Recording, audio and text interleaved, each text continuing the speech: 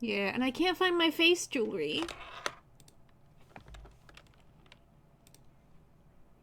Thank you. I got the idea from He Who Shall Not Be Named. Um,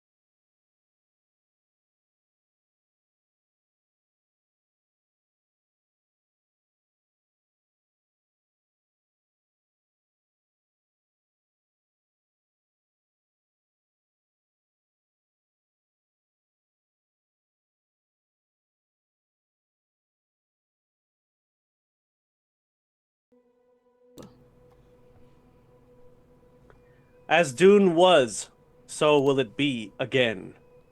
And the deserts we see are receding by the will of Shaitain, as ordained by Muad'Dib. Fear not, my Fremen, for the challenge is upon you. That the desert vanishes does not mean that you should abandon your desert ways. For the desert should be within your heart, and the winds of the sandstorm should be the raging of your souls. And after the desert is gone and the people grow water fat, it will be upon you to keep the faith. And your faith will be as the heat of the noontime sun. And you will hold fast to your ways like unto the preciousness of water in the hottest seasons. Only then will the desert return. Reconstructed letters of Hark al-Arda to the Fremen. Welcome back to Dune Saga, everyone. This is season 5 of our Dune campaign here on the Stolen Fires channel. I'm Eric, the GM for this epic multi-arc adventure series, which continues tonight with the final storyline to our saga, Eye of the Storm. A warm welcome and salutation to new and old viewers alike here to the Stolen Fires channel on Twitch. There's always an awesome TTRPG live play to look forward to. Just as a content warning, this program features adult situations and language and may not be suitable for all ages. Viewer discretion is advised. In the way of announcements at the top of our show, we wanted to bring attention, as always, to the plight facing the Palestinian people in Gaza right now. Leading that effort online is the U.S. Campaign for Palestinian Rights, or USCPR. Over to uscpr.org and use the resources there to contact your representatives in order to call for a ceasefire and to please share the link on social media and help spread the message in an effort to get others involved in that particular struggle. Donate what you can to a network of activists and organizations who are committed to freedom, justice, and equality for the Palestinian people and who work to end U.S. complicity in their oppression. Educate, organize, and advocate for Palestinian rights. Again, that's uscpr.org for the U.S. Campaign for Palestinian Rights. Music attributions, shoutouts go to Pixabay, Scott Buckley, Coag Music, Tabletop Audio, Repulsive Sound, and Blear Moon. You can find awesome ambient sounds and tunes over at secretpress.bandcamp.com, scottbuckley.com.au, YouTube Music, and pixabay.com/music. And thank you to our viewers and fans for tuning in. Our house entourage is ready to engage in the deadliest of intrigues. Agents of the Imperium, tell our audience who you are, where they can find you online, and who you will be playing this evening. Beginning with Aaron. Hi everyone, I'm Erin, pronoun she, they. I am playing Lady Eloise Bachare, pronoun she, they. All right. Jared. Hello. My name is Jared. You can find me at Leo of the Black on honestly all platforms now. I'm actually on all of them. I don't really do much with them, but I guess whatever. Um, but on top of that, I'm super excited to continue with Archibald because honestly, he's my favorite character. Uh,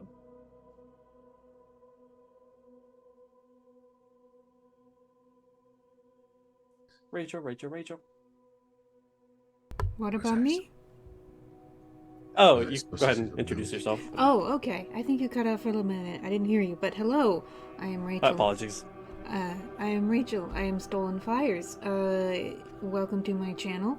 I hope you enjoy your time here. I posted links to the NGO that Eric mentioned, also Palestinian Children's Relief, because don't bomb kids should be the easiest moral test to pass, and yet I play Lady Daphne. I've been playing her for I think every season. I think it's been you and me ever. And I'm excited to see how the story concludes. I basically Ever. stole all of Lady Jessica's narrative beats. 100%. Hello, everybody. It's been a hot minute in Dune. Uh, I am Ever and/or Ambrose, whatever floats your goat this evening, and my pronouns are they or he. I shall be playing once again Zoshir, whose pronouns are he, him. You can find me all over the internet as Am Changeling and in the server as Am Frostling because it winter time. You forgot your title. Appropriate. Oh, I'm sorry, Naib Zoshir. Yeah, I technically forgot mine. I'm Sayadina now. Mm-hmm. Like I'm sad, dude. And last but not least, of course, Moon. Hi there, I'm Khaldun Khalil. I go by Moon. I'll be playing Nadim Harkonim, your average Mentat assassin. Though I think no longer affiliated with Harkonnens. I got some revenge on them, so interesting to see how that plays out. I'm sure there'll be no repercussions whatsoever. Not a. Now, for just, I will, if I can pick your indulgence here, I'm just going to read the recap for the last previous seasons just to kind of catch everybody up, and it won't ever be read ever again. Because even as much as I tried, it was hard to condense all 4 seasons into a handful of paragraphs. So in season 1, House Cheshire discovered that their heir, Daphne, shared a secret lineage with House Iasi, who were the sworn enemies of House Moritani. Adding to the scandal, her newly discovered younger brother Masum was the product of the union between the Emperor and her parent, Kyra, a former Bene Gesserit. This revelation came on the heels of learning Daphne's sister, Alicia, was alive but in the clutches of House Carol, their sworn enemies. Rescuing Masum and Kyra from Moritani assassins and keeping the entire affair quiet earned House Cheshire a Chome contract from the Emperor to assist the Harkonnens on Arrakis. In season 2, Instruments of Canley, saving the life of a defector, the entourage had managed to confirm Alicia's imprisonment by House Carol after facilitating hers and framed General Archibald's release from captivity. House Carol proceeded to assault the planet of Jabberwock, eliminating all other houses with the use of atomics. As the bombs dropped, House Matriarch Adelaine was murdered by Alicia, revealing herself to be a double agent working for House Carol as an instrument of Canley to exact total revenge. General Archibald rallied what was left of the planet's defenses and destroyed House Carol's flagship, ending the feud once and for all. In season 3, Leviathan, old enemies framed House Cheshire with the theft of a massive spice bribe from the Fremen to the Guild. Daphne was kidnapped by a Fremen warrior named Zoshir, who has secret Harkonnen ancestry.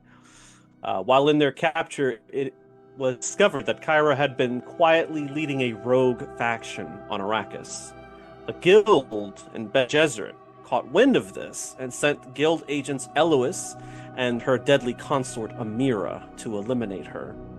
Their reunion cut short, Daphne turned to suitor Varys and discovered that he was behind the spice bribe deception. Despite all of that, Daphne forgave everyone and undertook the Fremen Water of Life ritual, which granted her ancestral knowledge and awakened her unborn twins. Kyra's visions revealed Zoshir as leading the Fremen to freedom, but warned of a great inter-house war and a return of thinking machines. Despite all her losses, Daphne gained another sister through Alicia's clone, Beatrice, who was inducted into the house. The Fremen and their allies raided a Harkonnen spice stockpile and discovered the Emperor's Sardaukar. With Elois's help, Archibald traveled to Tupile, expecting to rally the exiles of the Imperium against the coming threats, found himself instead being trapped by a thinking machine calling itself All-Father. Elois narrowly avoided a catastrophe on Jabberwock after a navigator was poisoned mid-flight aboard her Hayliner. As a result, her prescience expanded and she began to mutate. And in season 4, Judge of the Change, Mentat Nadim Harkonnen entered into a conspiracy with his brother Iskandar to overthrow the Baron with the aid of a criminal syndicate on Arrakis. Using the cover of a banquet, the plan succeeded, but Iskandar was murdered for his treachery, and Nadim became dangerously indebted to the syndicate. Fade and Raban begrudgingly decided to share power and keep the Baron's assassination a secret, ordering the deaths of attendees from the banquet, which included Daphne and Varys. Each narrowly escaped alive as the Harkonnen siblings proceeded to sack Arakeen and Carthag with the aid of the Emperor's Sardaukar legions. Meanwhile, Archibald was repeatedly trapped, killed, and resurrected by a prescient thinking machine, Allfather, until he was rescued by a faction called the New Jihad. Together, they hatched a plan to prevent the integration of all humankind into a digitized consciousness by bringing evidence of thinking machines to the Landsraad. This evidence was revealed to be a trick by Allfather, however, when the assembly building was almost destroyed and members of the council exposed to suspicious gas. The entourage avoided disaster, but were deemed insurrectionists by the Emperor and captured. Eloise sounded the alarm and convinced the guild to quarantine Kaitane, but was secretly detained and deprived of her new title as Judge of the Change. While her friends were rescued, she was exiled to Seleucus Secundus, along with Amira. When the freed entourage arrived at the home planet of the guild on Junction, they found that the entire planet had been destroyed. All right, now we can begin with our first scene. We're going to start with Eloise. Okay. Eloise has seized control of the game and is now in the game master position. Yes. Finally. Yes! I finally get to play. Okay. Amira rouses you from your slumber with a gentle hand. First light trickles into the cave from fractures in the rock. She quietly smothers the fire hole she constructed, readies the rucksack and the blade at her side. As the visions fade from your mind, the agonies you've become familiar with melange withdrawal come rushing back through your body. After months of braving the frigid surface, evading Sardaukar patrols, finding shelters, sourcing food, water, and hides from grazing Seleucian bulls, you are ready to bring this deadly cat and mouse game to an end. It is finally time to make your escape from Seleucus Secundus. Look on your character sheet and give yourself the following assets: blade and tough hide. Okay. A word of caution. Because of the withdrawals that you've faced from not having any melange with you, all roll difficulties are being increased by 1. As a result, 1 melange can be sourced. There are several ways that you can escape this current predicament that you're in. Some can include blending in with the locals, the Sardau, and joining their migrations to the city of Zimia, where you can get a message out for help. Alternatively, you can avoid the locals, brave the dangerous valleys leading to the city before stowing aboard a hayliner.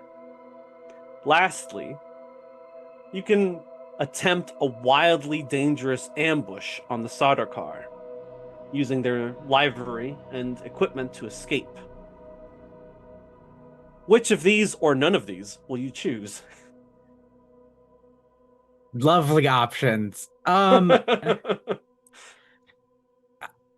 think given the Hayliner's gonna have spice guaranteed, let's go that route. Yeah. Mama needs her drugs. Absolutely. Yeah, you can't wait for help. You have to do it yourself, and that's completely understandable. Did you ever make an effort to make contact with the locals, or did you avoid them altogether just to be on the safe side? Probably like a cursory attempt just to see what their vibe is, Sure. given where she is. Like she kind of assumes everyone's out to murder her here. It's a prison planet, so you're not Yeah. half wrong there. Go ahead and give me a first roll of the night. Let's try to do an understand or discipline roll, difficulty 2. Actually, communication, understand, or discipline of difficulty 2 or higher. Let's do communicate. Yeah. Um, do you, I guess deceit probably factors in here because I am trying to hide who I am. You're trying to hide who you are on a prison planet to the locals? Yes, Okay. who I really am, rather. Not like, obviously I'm a prisoner, but like who I really am. Sure. Cool. That's fine. You can do that. I'll allow that. Um, If you fail, however, they may be able to discover your identity. I'll accept that risk. This feels like duty to me, which I do have a statement next to. So, Duty to whom? I I would know. have thought this would have been power or justice, You, perhaps. you know what? I'll take justice too because I do want revenge. Yeah, she always does.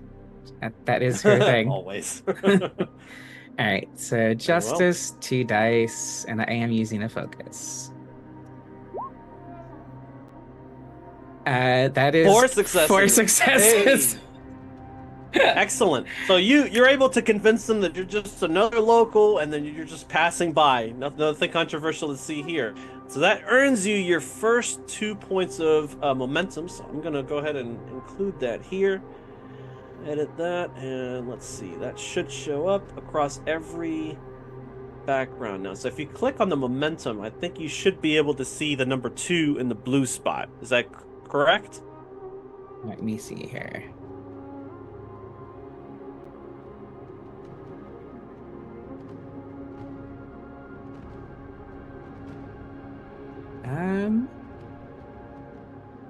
It is not working for me. I don't know about anyone else. Interesting. Okay, that's something I'll take a mental note on to fix later. But you have 2 momentum currently, Yeah. so you can use them to create an asset or get additional information if you want to spend 1 momentum at a time after roll. So Can yeah, I- you endear yourself to local that are kind of point you in the right direction, show you which places to avoid, that sort of thing. How much momentum does it cost to like get add a thing to the scene? Because I would like to add like during making contact. Yeah. If everyone's okay with me using the momentum I just generated, I would like to use the contact to get a message out using House Cheshire eye language, so like a vid of me, to anyone that she knows the communication code, whether that's Daphne or Archibald or any of the Mossam, even any of the house that might be alive right now. That wouldn't be possible through Okay. them because they live basically outside the confines of the city, and they have to basically they basically slaughter Seleucid bulls and they take them to market in the one city on the planet that actually has a working starport, and the place is crawling with Sardaukar. So it's like, getting a message out through them is nigh impossible. You could do it yourself if you can manage to get to the city and so on, you could just, like I said, not stow away onto a Highliner.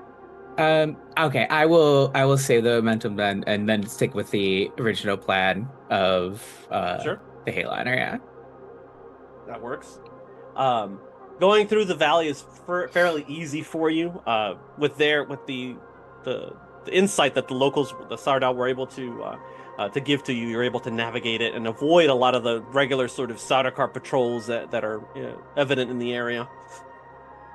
Let's see.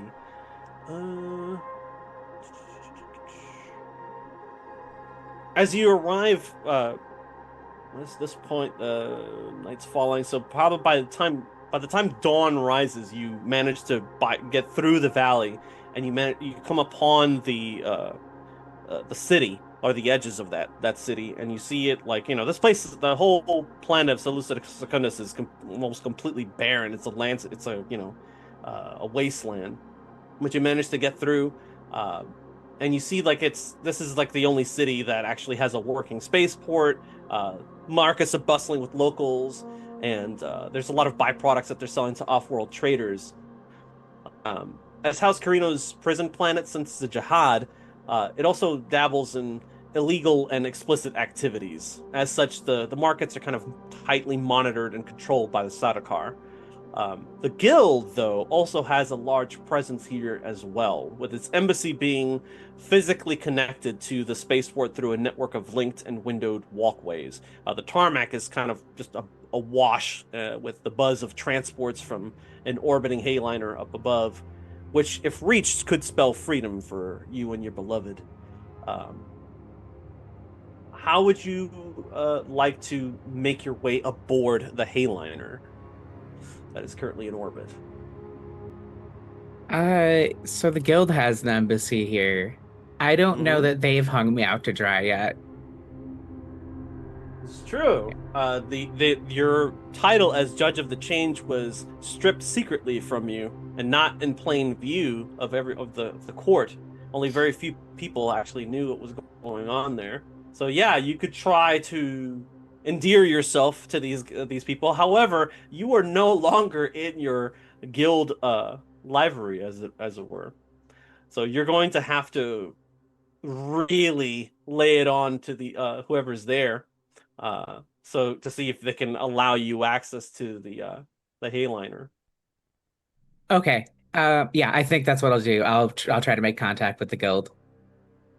Very well. Did you want to spend any threat, or did you want to use any of the momentum to buy an extra die for your? Uh, I'm assuming your communications test. Yes, for sure. A Okay, thousand go ahead, percent. give it a roll. Um, yeah, this is gonna be justice still, I think. This is all indeed for my revenge. All right. Of course. I don't think I'm using focus though, sadly. I am not trying to be deceitful this time. Right, right, right.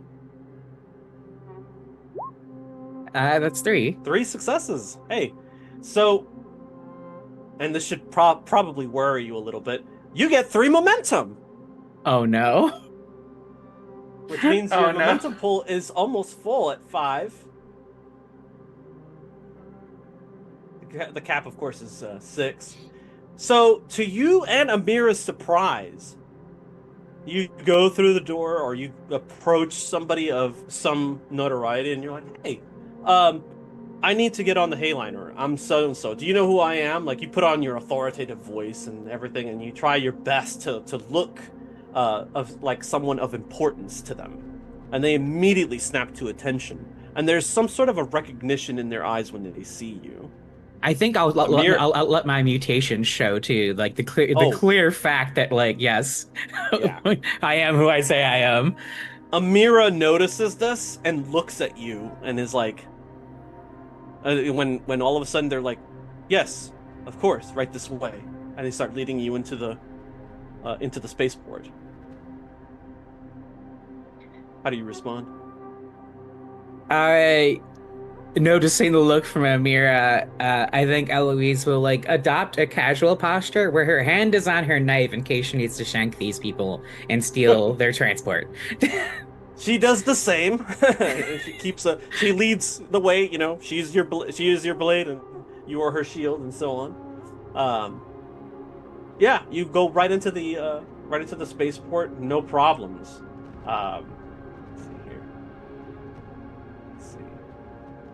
You Oh, see, they kind of lead you to your devices. They're like, "Oh, of course, you wish to get clearance on the Hayliner right this way," and they lead you to like the loading area, and like a guild shuttle comes down like less than 30 minutes later, and they're like, they let you board, and everything is just going smoothly.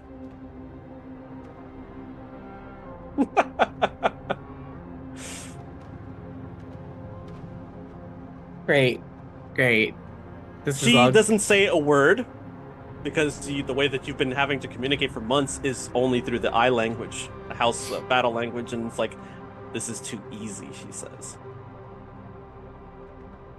Something's wrong. Like, yeah, Eloise will I like in eye language. So like, something's wrong. I'm not sure.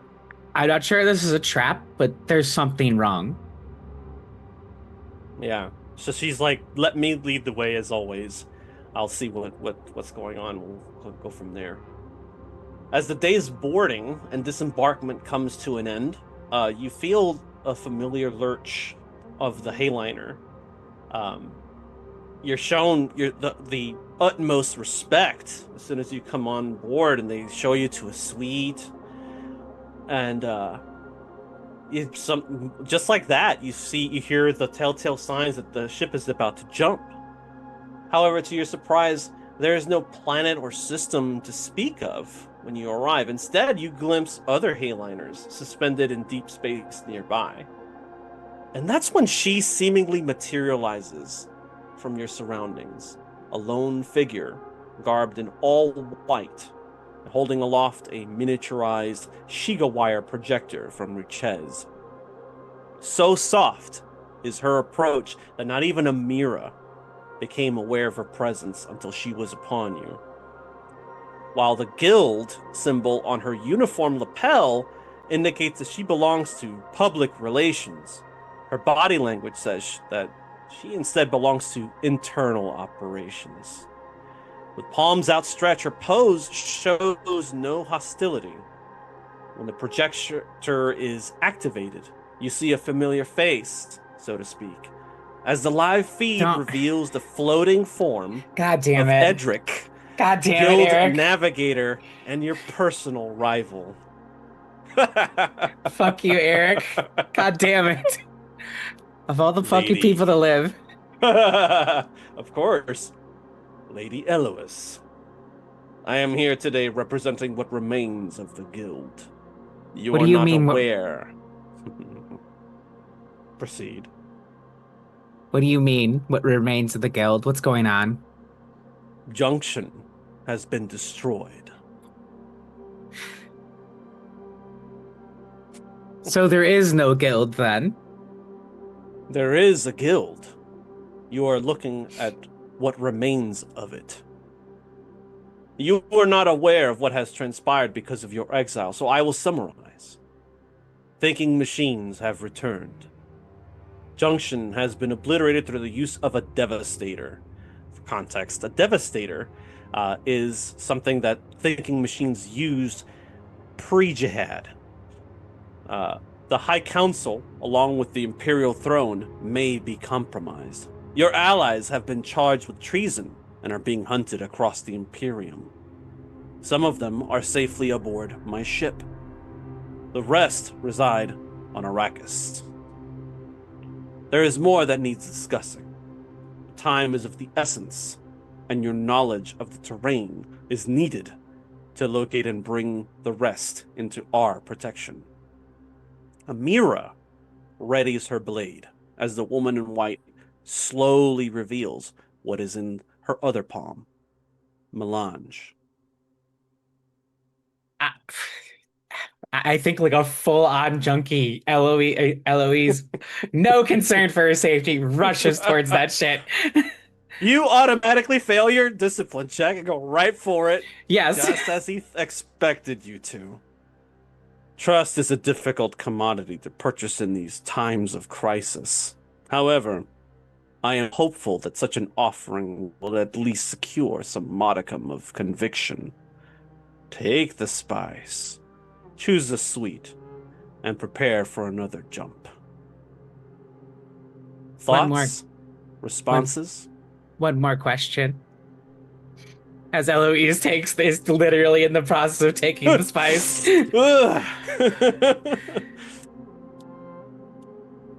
Are we still neutral? Always. Foolish choice. That's it for now. Eloise will turn and go find the nicest suite on the ship. Of course.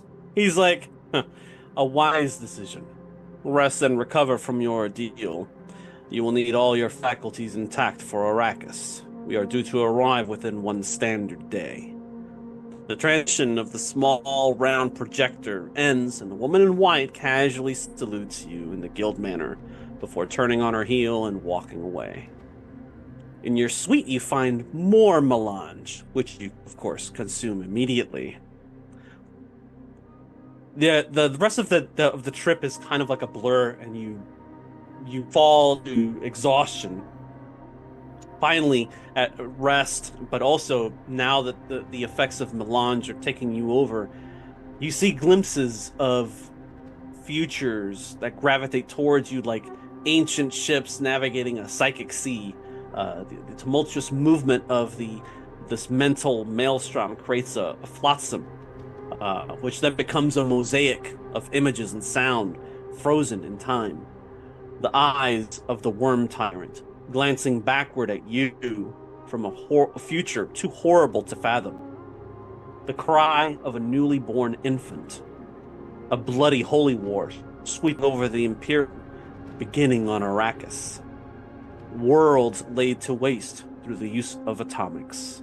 A luscious green planet that holds ancient secrets waiting to be discovered. A tortured guild navigator wishing for death. Amidst it all are the faces of your family, your beloved, and even your enemies. Sometimes they perpetuate what you see, and other times they prevent it. Regardless, they all have a part to play and a stake in what occurs. And now we're on to Archibald. So you want to lose 1 point of your momentum changing scenes here. So now you are at 4. So save. Apply. Okay. All right.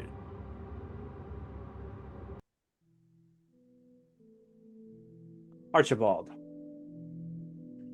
Here on Clark, you had time to think and ponder your situation. Sent back on Kaitane. An attack manipulated by Allfather after he had integrated you into his network, which explains why only you are able to see and hear him. You have deduced that in order to receive these broadcasts, you would have to be in specific areas where these transmissions could be issued. So far, that means Junction, Arrakis, Tupai. Interesting how using an airborne aid perhaps meant to integrate members of the Landsraad. From everything you've seen, Allfather is seeking to expand his reach and control beyond Tupile. How far does his influence go? Thoughts inevitably lead you to Jabberwock. By now, Yeva has already given birth to your heir and is back at the palace in Calais. But what is left of House Librius and its sponsor now that you and your allies have been accused of treason? Would the need to return home to your child be part of a larger trip? Who will you tell, if anyone, about your experiences regarding Allfather? Inessa of the New Jihad, may deem that you have been compromised and petition the Jihad to have you killed. Then again, if you don't tell anyone, are you just as complicit in carrying out his plan? These dire circumstances you find yourself in have left a noticeable effect on you. Look on your character sheet and locate the conditions portion. I want you to add a condition to your character and call it decision paralysis. Once per session. What is it called? Decision paralysis. I'll put it in the No, it's complications, right? Correct. Gotcha. This is what you're going to experience. I'll read it for the benefit of the audience. Once per session, when you're going to make a significant decision, like taking somebody's life, committing to a plan of action, issuing a major command in battle, you will need to make a discipline difficulty 2 roll or become paralyzed with uncertainty and forced to choose another action. Removing that condition requires that someone engage with you in supportive conversations a week and make a communications or understand roll. Total number of successes from those efforts equal 30 or more. The condition can be permanently removed. Now that you know that, what will you do now, General Archibald? What course of action will you decide to take? You said Anessa. Mm-hmm. Is she still here with me? She is, as is your Varankian guard. Okay. So where am I right now? Like, You're I'm on a aboard planet? the Ark, which is a major hayliner.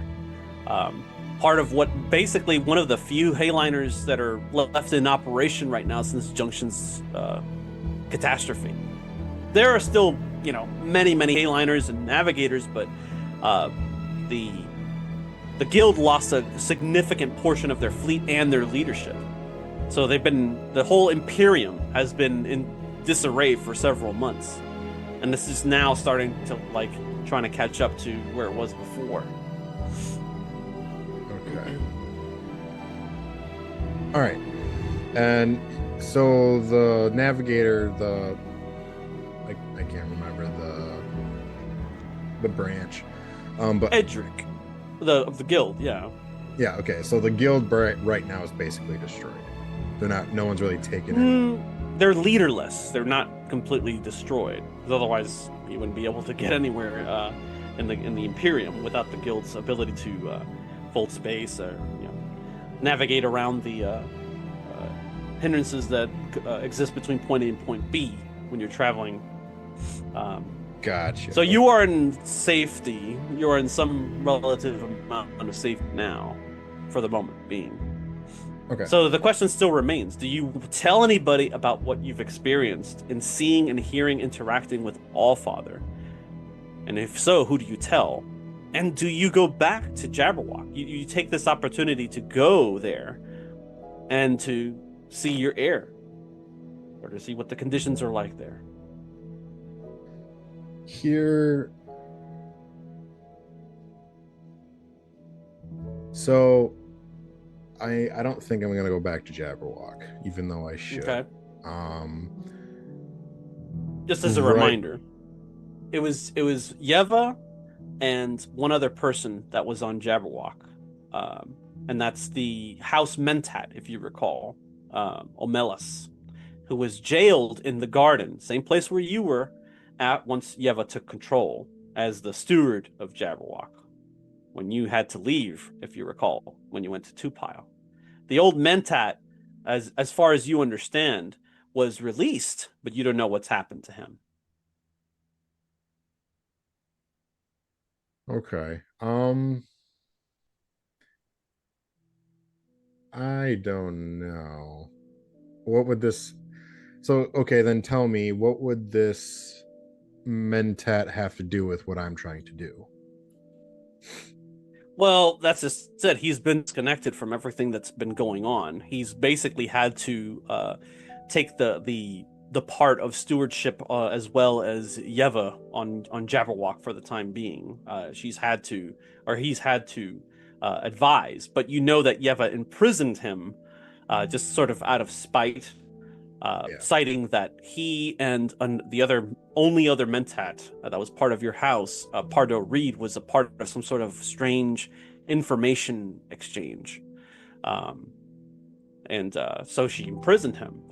And it was only because of Daphne and her benevolence that they were able to have him released. Although what has happened to him so far, you have no idea. You do recall at some point exploring the idea of having a Mentat, because you thought that one way that you could subvert Allfather and his network is by purposely inducting a Mentat into that network. This is the only reason I brought it up. Okay. So here is another question for you. Mm-hmm. The machine people, the good machine people, I can't remember what they're called. Sorry, it's been a while. They're on a separate I think you mean like the cyborgs. So the most of the people that have been integrated with cybernetic equipment on Tupile have been integrated into Allfather's network. What I'm talking about is that there's people that they are on the edge of technology. They do just enough not to disrupt the flow. I can't remember what they're called. They're in the canon.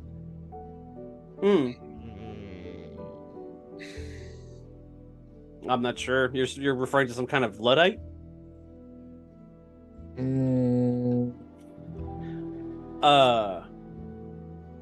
Okay. Are you talking about a faction?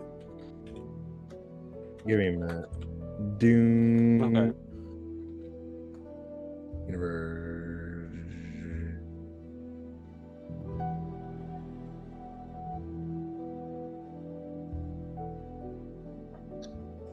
Oh, you're gonna make me. I'm not gonna be able to do this. Am I? You want to talk to? You want to seek a specific group of people regarding what exactly? Yeah. So basically, what I'm going to do is this specific set of people. Mm-hmm. I have to look up the name because I can't remember who. I can't remember. It's like I said, it's been a while. Yeah, the Ixians. There we go. Thank you. Oh, the Thank you. Ixians. Ixians. Yes, thank you. Those guys are bleeding edge technologists, basically. Like they have a little bit more tolerance to bending the Butlerian edicts when it comes to technology for the Imperium. There's even entire black market of goods and equipment that is not normally available to most worlds that you can only have on through certain brokers out of Ix. So if you wanted to go to Ix, you could. For that, though, you would have to seek counsel with the navigator. Yeah. Well, who you've met before. What's so that? here's my other question. I also heard that Ixian might be out of the range of the Allfather. Would he be able to contact me if I do this? And there's only one way to be sure, because you don't know for certain. Okay. You want to know what? I'm a gambling kind of guy. So first, what I'm going to do is I'm going to talk to Anessa. Okay.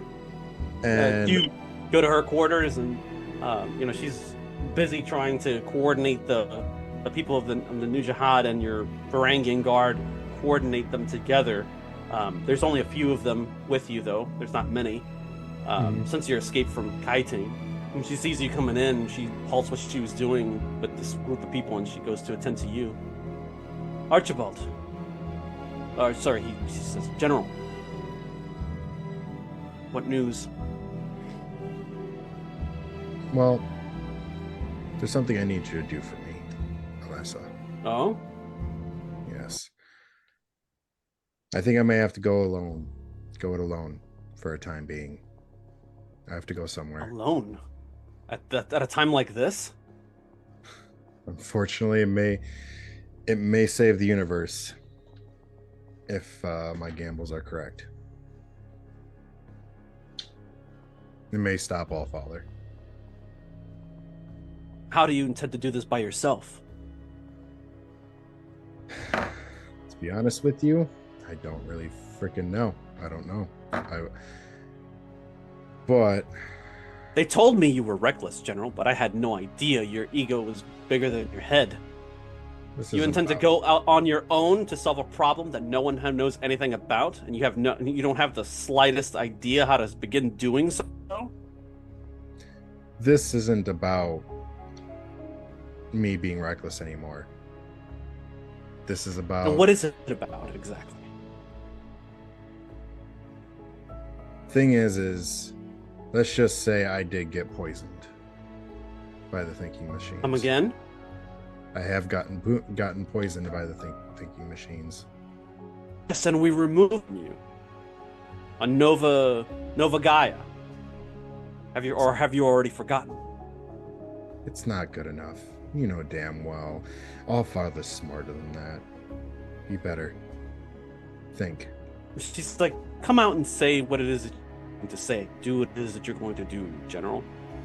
You know then not to be forthright with me. When she says that, you recall the first time meeting her when she busted you out of the Allfather's chamber, and then when she brought you into the New Jihad, they put you in that thing. You experienced extreme pain when flushed that stuff out of your brain, and then like you got into an altercation with her where she put a gun in your face. That was your introduction to Inessa.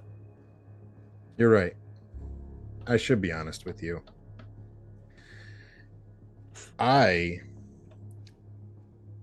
Allfather still speaks to me. That's impossible. It's not.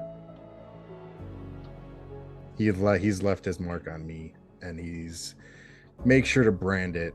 I guess that's a way of thinking about it.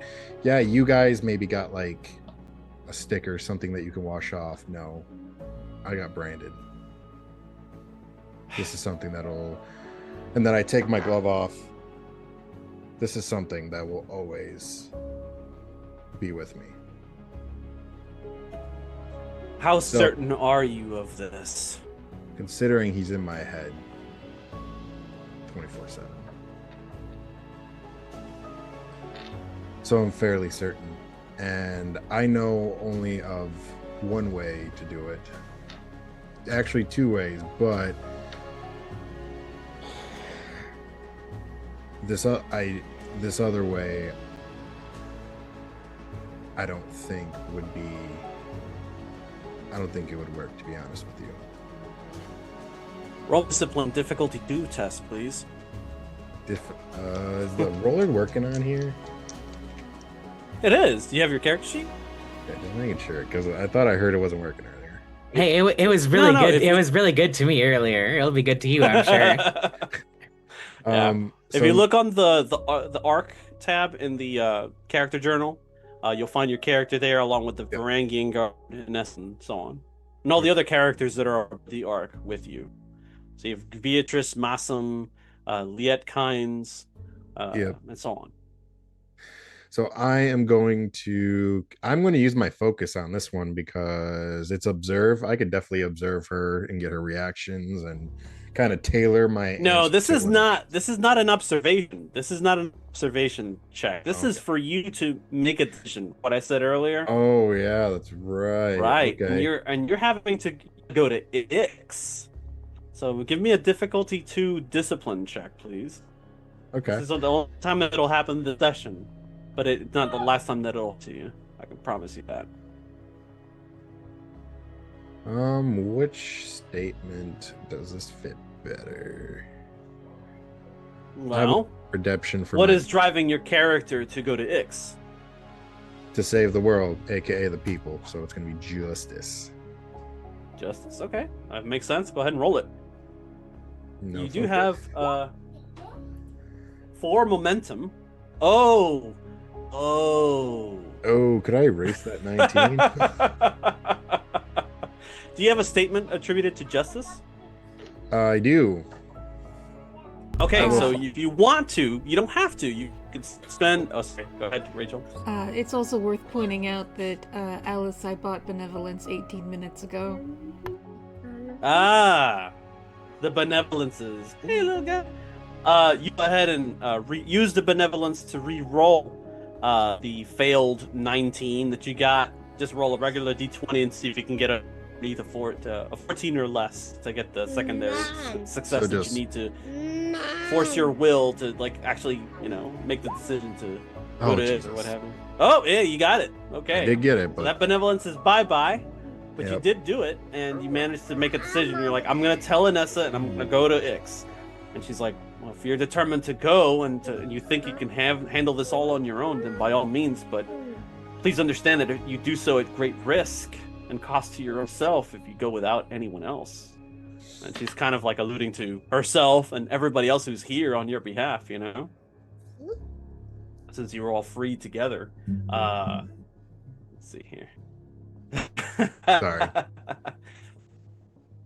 Yeah. So yeah, No. if you wanted to, you can try to talk to the navigator and see if you can make some arrangements to go to that planet.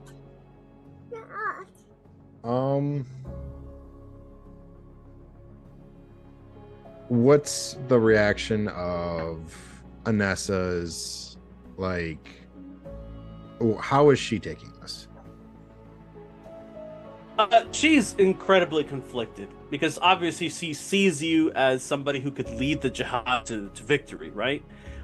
You have a good reputation as being somebody who's unorthodox, perhaps in his in his approach to battlefield victories and so on and strategies, but you do have them nonetheless. So she believes that you are somebody who's capable of getting the job done.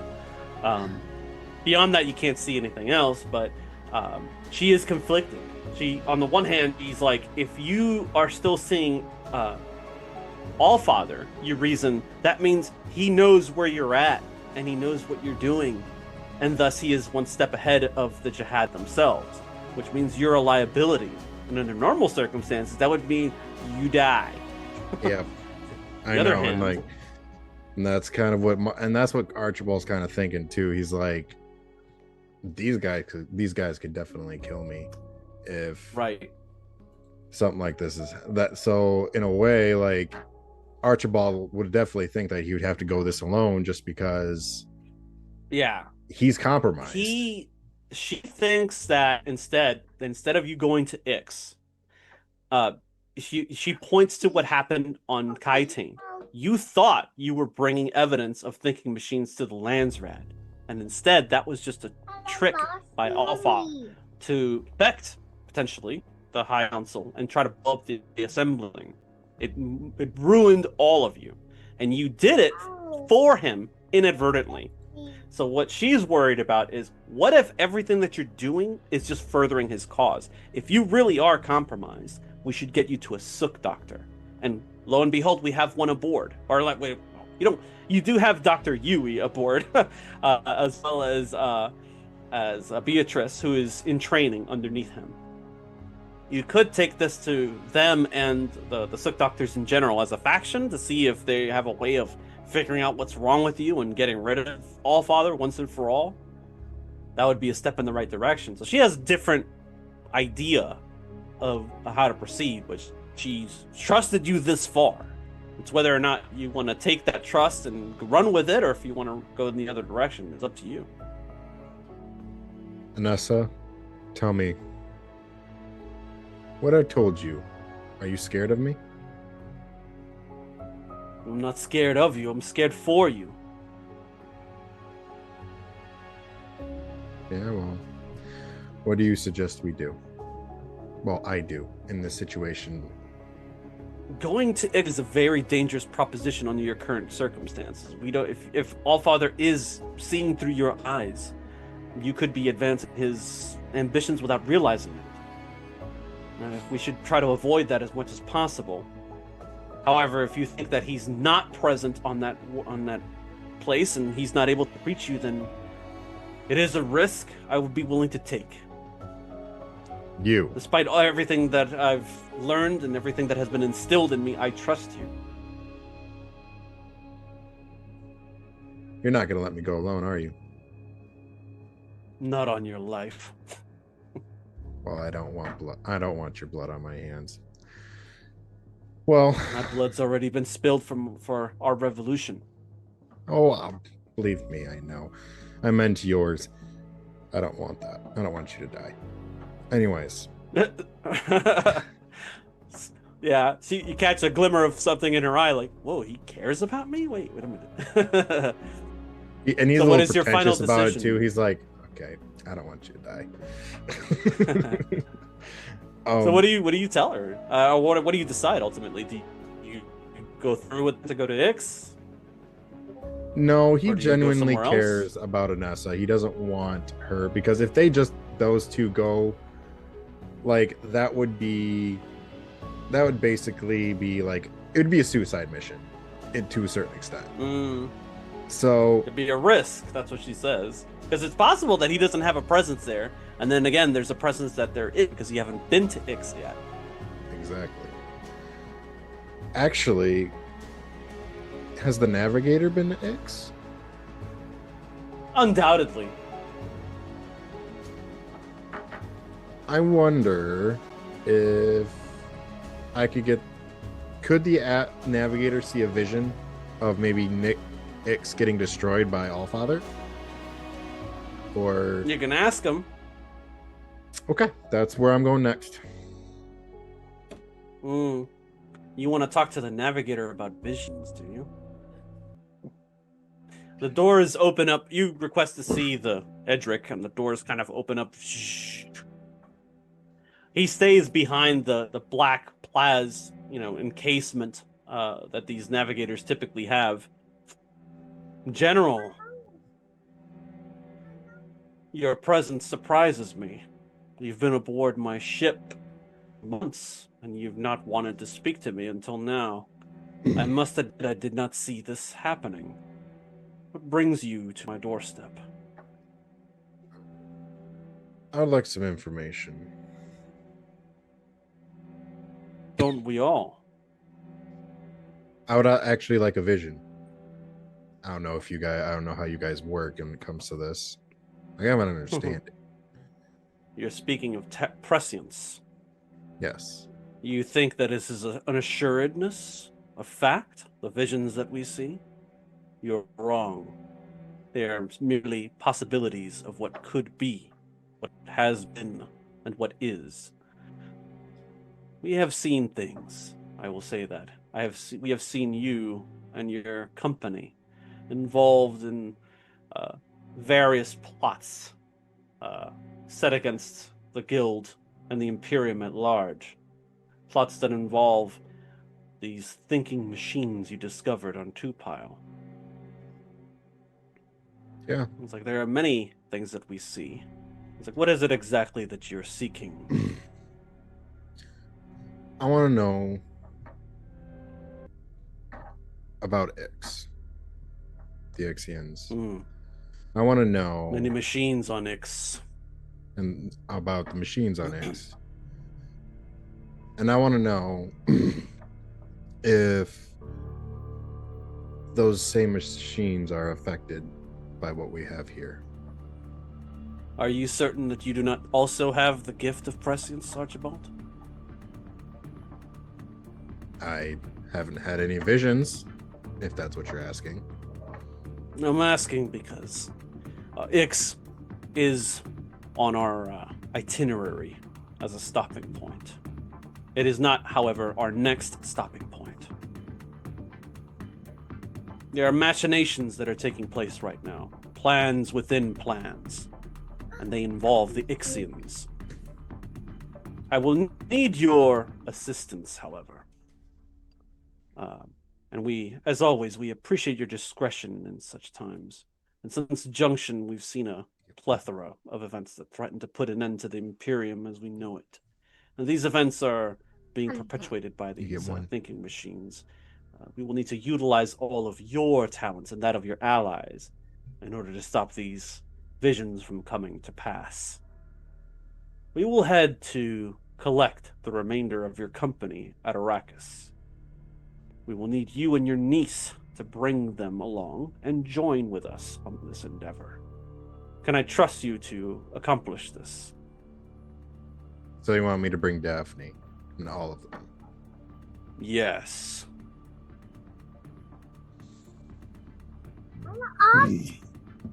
Yeah. One other thing. Just on the way one? there, let's stop at Jabberwock. Excuse me? Yeah. Why not? Do you have what's your communicate? Hopefully it's good actually. Is it? Yeah. Okay. Give me a communications test. Difficulty 2 on average. Anything more than that is good. All right, cool. I'm doing this for the people.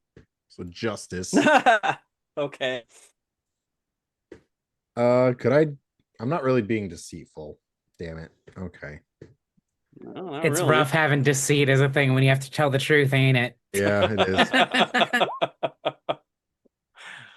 Yeah. Oh my god, really? We will not be swinging by Jabberwock, as you put it. You do not forget that House Librius, House Cheshire, and House Picere have been discarded by the Imperium and by the High Court. You and your allies are wanted, charged with treason. And to stop by your home planet would put you and the rest of your crew here in danger. I have no intentions of doing that. Our meeting is adjourned. Good day. The door kind of like opens up and the tank recedes. And the guys with the mop that sweep up the leakage coming from the tank. Move along. Move along. Okay. So did he say where we were going? He said that we Arrakis. weren't the first stop. Correct. No. You're going to Arrakis first, which brings us to the next scene change. Let's see here. All right, I'll be right back. Sure. All right. This is for Daphne and Zoshir. Let's see here. We're going to lose a momentum here. For the record, Alisai has replenished our benevolence, but she has also got for us a Oh. malevolence to balance it out. Balancing of the scales, I see. Okay, very good. A historic union is taking place under the twin moons of Arrakis between a prophet, a holy woman, and the father of her children. Stilgar and various Fremen from neighboring sieges watch silently as a robe-clad Zoshir and Varys walk together atop a tall dune, whereupon they meet an awaiting Daphne, bathed in moonlight. Her hair is braided with water rings that belong to her and the betrothed. She is bedecked with jewelry belonging to her mothers, garbed in vibrant colors and adorned with a highly decorative headdress. Unwed women wearing similar colors encircle the trio and begin an ancient and slow dance, orbiting them with the slightest of steps. The dancing gives way to chanting, and the celebrants face one another. When Stilgar approaches, the dancers stop and a hush falls over the gathering. We are here to join the hands of Zoshir, Daphne, and Varys in union. In Zansuni tradition, we bear witness to this commitment and promise to support them on their journey together. The covenant you enter into today is a sacred trust, built on faith and love, and it is yours to keep, protect, and to honor. You must be patient, respectful, and kind with one another. Use those qualities to build a foundation of love, faith, and trust. For love is what will guide you through the dips and valleys that await you. Faith will keep you on the path of righteousness and steady you when you're in turmoil. Finally, trust will allow you to be vulnerable and honest with one another. Trust is built through faith and strengthened by devotional acts of daily love. With these witnesses and before Shai Hulud, are you ready to pledge yourselves to one another? I am. Zoshir. Varys, of course, nods in accordance. I am, yes. Let's see here. As Naib of Sich Tabra, I consecrate this union. You are now one. May Shai Hulud shield you and bless your water. Congratulations. And the congregation says, Bila Kaifa. As they make their way out of the cold night and into the warmth of Sich Tabra, celebrants can't help but feel an undercurrent of uncertainty. Word from the others had not reached them since they departed for Kaitain. Spherical lamps made from spice fibers are shaken, causing the native fireflies contained within to illuminate the way forward. Faint sounds of drums and smells of a feast drift in from the decorated corridors. Stories of mirth and sorrow are shared in the main chamber over spice beer, dates, and other morsels, until the late hours. As the evening wanes, the Fremen retire. The twins are nursed to sleep, and the ceremony's attendants make their way into a chamber where Stilgar and Merlat await with coffee service. As you enter, you catch the two advisors quietly arguing over Varys' ability to remain at the siege and the promise of a risky new alliance with an old enemy. They quiet themselves at your approach, visibly restraining themselves as they await your prompt to begin the meeting. How do you proceed? Well, what is the matter now?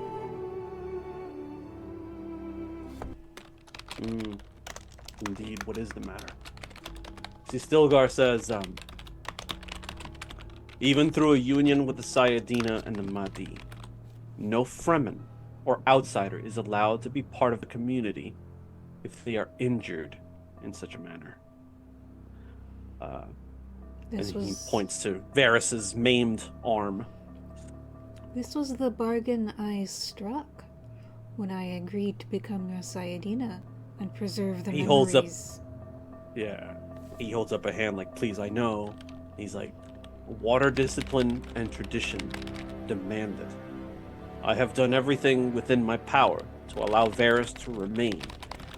The likelihood of a Tahati challenge grows with each passing day.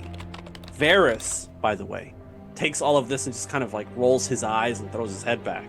Please, I can win it against any Fremen warrior with just one good arm.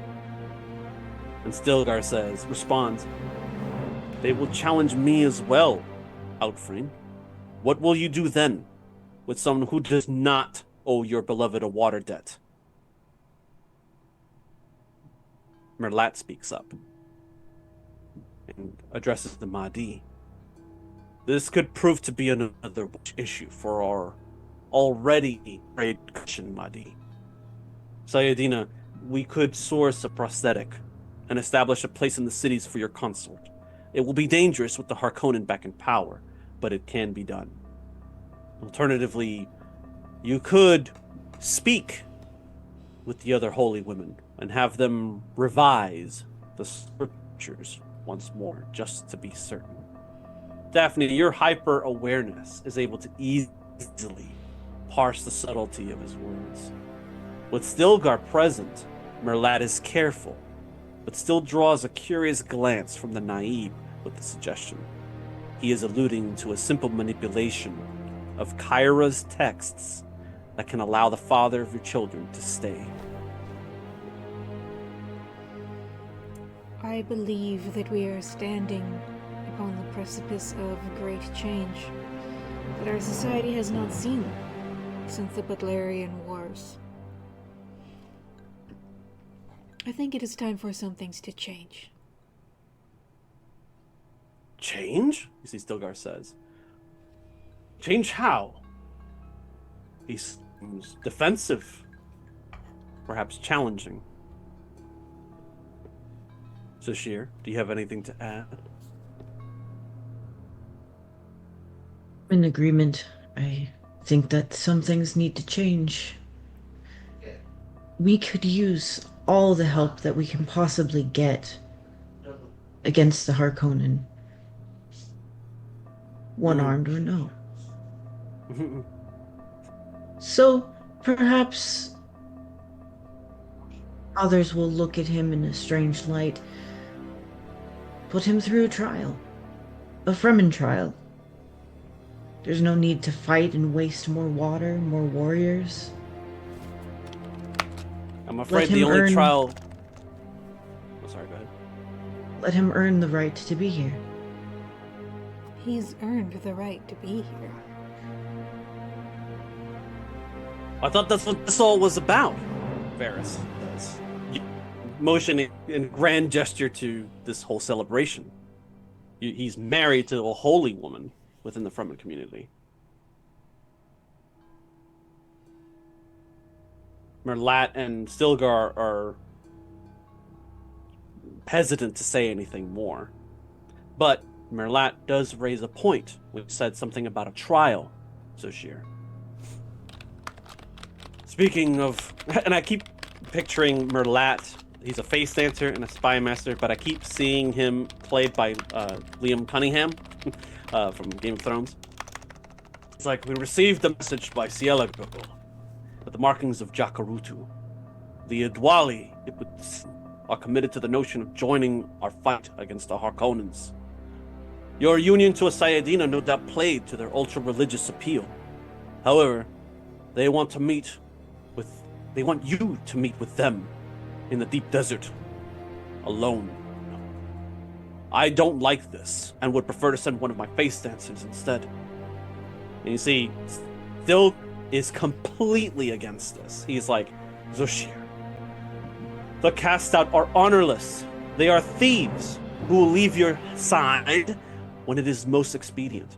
They cannot be trusted. You know this. Even this face dancer knows that. Merlat agrees to some extent. There is great risk in allying with them, yes. Openly bringing them into our coalition could further fracture the alliance, which is why keeping such a connection secret is in our best interest. The Dwali operate a vast spy network within the cities and towns of the Imperial Basin that can be used to significantly undermine the Harkonnens. What do you say, Madi? I thought we had already covered this, that the Adwali were necessary to fight the Harkonnen, to win.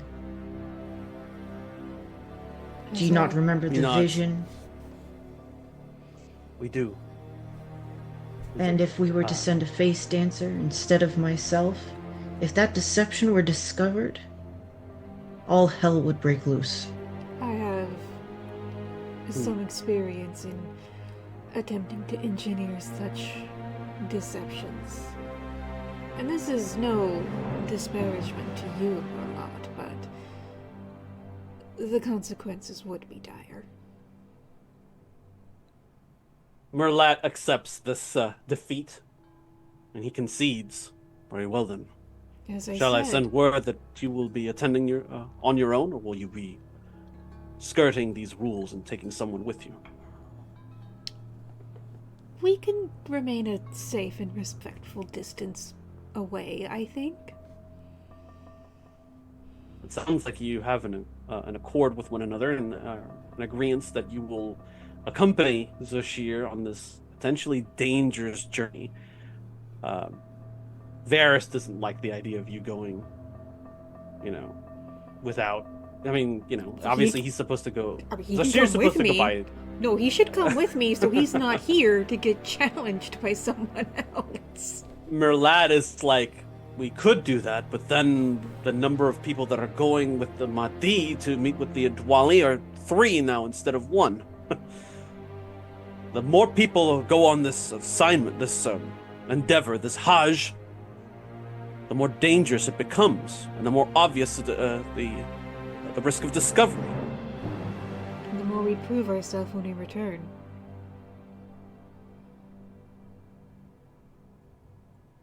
I don't like it.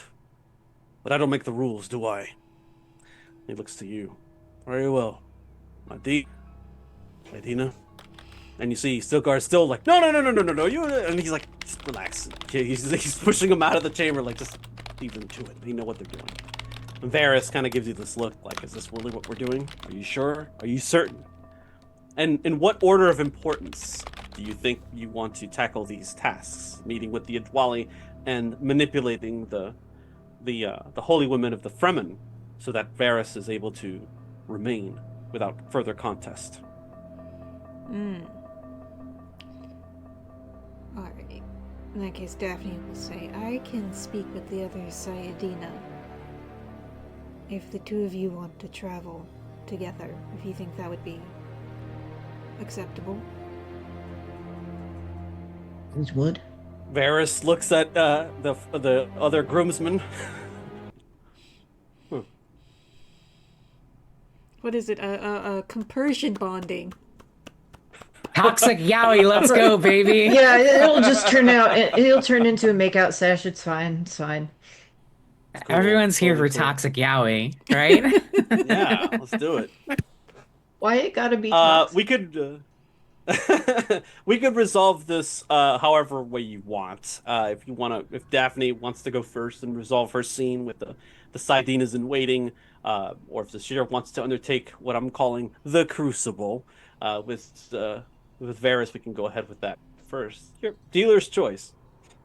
I mean, I don't think Daphne's seed will take that much, so I kind of want for Zoshir to go second. Do you mind? You good? All right. I'm down. Merlat pulls you aside, Daphne, after the meeting. You communicated with Merlat that you're interested in looking over the scriptures once again, and he provides you with a location of the Cave of Ridges, which is about 100 kilometers due north of the shield wall, the other side of the basin where Tabra is located. There, he says, you will find many of the holy ones and the scriptures that Kyra had written. Says they will recognize you when you tell them who you are, but I can send word by way of Cielo if you prefer. They won't advance. Either way, we can stop there on your you can stop there on your journey back to Sihaya Tabra and leave you to it. The trip there only takes a few hours via Worm. Send word ahead. I don't want to surprise anyone. Right away. Oh boy, benevolences are being purchased. Let's see. You make your preparations, the both of you, the three of you, I should say, and you say your goodbyes to one another, and you head off. The siege that you're looking for is located on an island with a large rocky plinth at its center, and at its base is this cave of ridges, which is typically serves as a resting spot for many from and traveling through that area. In the time Kyra had been on Arrakis, she had transformed it into a depository for religious texts and training grounds for new Sayadinas. It is well guarded with a detachment of Fedaykin. So I'm going to put the name of the siege in there because it sounds like Riches, which is actually a printing error in the many editions of DUNE. That's how you. Oh no, that's the what I women heard. there. Cave of Ridges. Oh, okay, very good. The women there recognize you and allow you entry immediately. After a short greeting, an acolyte brings you to a large room furnished with colorful floor cushions and intricate rugs. The entire chamber reeks of cloth fibers and parchments made from melange. Your Fedaykin detachment kind of spread out and take positions and stuff like that, always watching, making sure that the mother of the twins are safe at all times. This chorus of women approach. Most of them look at you in admiration. All of them, though, move with the practiced steps of Bene Gesserit in training. It occurs to them that this is where Kyra's adherents from Wallach-Ix had fled to. Them, not calling themselves, introducing them, Imre speaks up first. Sayadina, it is an honor. The Coriolis finally passed after a long week, as foretold. How fares the Mahdi and the sacred youths? The honor is mine. All are well. Excellent. We have taken great care with your mother's works. Most of us transcribe while others undertake a hajj to other sieges across Arrakis, spreading the word. A hajj, spelled Hajj, is from it's old speak for holy journey. She says, "This are being planted, and we wait patiently for our lips to bear fruit. What brings you to us?" I'm good to hear that. As for what brings me, I wish to study what my mother left behind, and see what else I can contribute. I have her memories. Of course. And she bows and says, "Of course, yes." This is a difficulty communications 3 roll. It would have been higher had you not been who you are, and if your mother had not been who she was, and if you had not just recently married or wedded Zoshir, the son Al Gaib. Okay. And don't forget that you have 3 momentum currently in the pool that you can spend to gain another die if you want to roll 3 dice instead of 2. Okay, I'm gonna go with truth. Yeah. Because Makes I'm here sense. to make sure.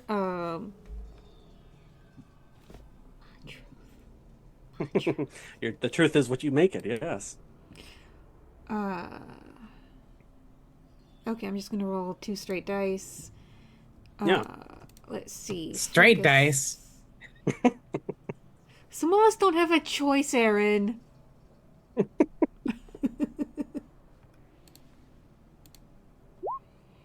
2 successes. Oh. Hmm. Do you have a statement under truth? I do. Power derives from knowing the truth, which is exactly what I'm up to. Do you have a focus on their communications for deception? Body language. Hmm. Okay. I'll say that fits, so that actually counts as 3 successes instead of the 2 that you got, because otherwise they would have been like, oh, okay, let me show you the scriptures, and they give you like the the kiddie pool version instead of the real deal. Oh, Eric's in a Okay. merciful mood tonight. Let's see. The you see Imra continues after she guides you to where you're going. Let's see. These documents. Okay. You see, she's looking through the documents that are there, and she's like poring over the stuff. She's handing some to you. She's like, the scriptures don't mention an injured betrothed who is inducted into the tribe, but they do cite a faithful servant who is given stay. The corresponding documents don't appear to be present, but are said to be in the care of the oracle's assistant. If she still remains at Sihaya Tabra, you will find your answers there. Waliya, she says. Um, and she's like, do you know who she's speaking of? The oracle that she's referring to is Kyra herself, and her assistant is the recently deceased, or I should recently deceased last season, Myrma, if you recall. Oh, I remember Myrma. Yeah. Let's see. Uh, uh, let's see. So you succeeded. No complications. So she's like, unfortunately, what you're looking for is not here. However, once you are able to find the corresponding documents in Sihaya Tabra, then we can make we can make sure that this gets to the right people and gets distributed accordingly. Good. I suppose I know where I'm going next then. Until I come back, don't be shy about telling people what's going on. I don't want this to be a complete surprise. Give the people time to get used to the idea. Yes, of course. We must do our best to make sure that this enters into everyone's consciousness. It is the way, she says. And she makes like this hand gesture.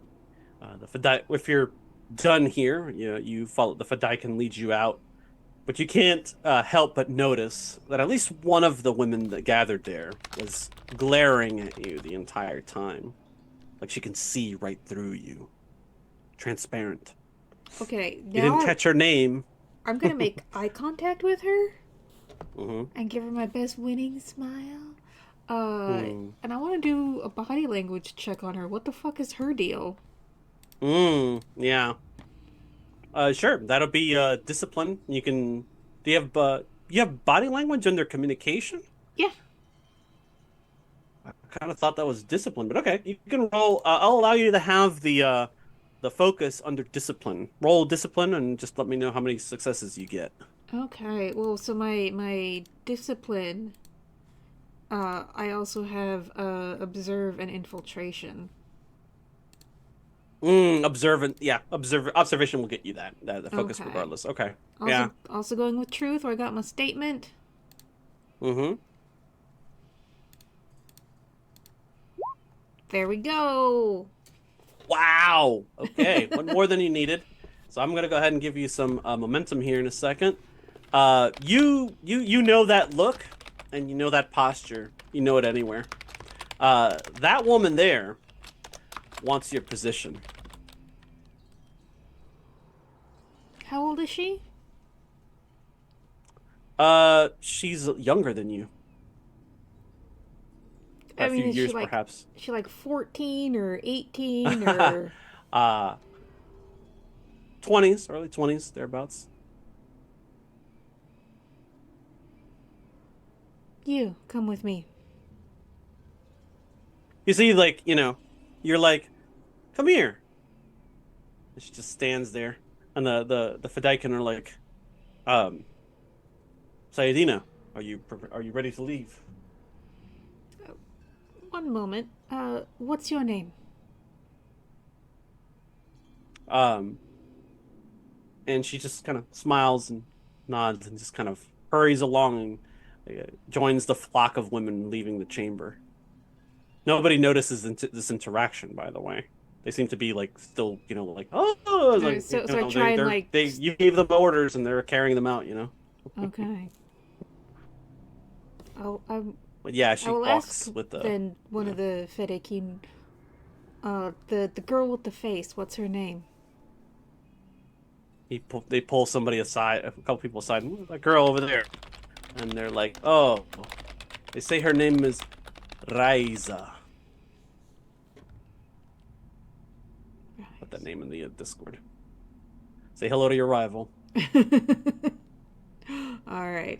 I remember her name. I remember her face. Yes. Uh, Finishing up here, before we go on break, we visit your two ridges short but useful. You now know where Kyra's adherents landed and have a good reading of the political terrain among the faithful. There's still a good chance you'll find what you're looking for at Sahaya and finally allow Varys the stay that you sought. This means a week-long travel with Zoshir and his cohort back to the siege to east of the shield wall. It's a long sand ride back to Sihaya from Tabra, but you're able to find the details you need through coded dots found in Murma's Yali, or living quarters. With this information, Varys will be allowed to stay among the Fremen as a servant to you. Zoshir's people can send the results to Cave of Ridges via Cielago, Bat, essentially, allowing them to be seen at Tabra within a week's time. And with that, we will turn Disability to rights. Yay! Well, so do And you with want to that, take a break before? yes, before we continue with the Crucible with Zoshir and then proceed with our Mentat Nadim, we're going to take a quick 10-minute break, right? Sounds good. Okay. We'll be back here shortly at 9:44 Central Standard Time.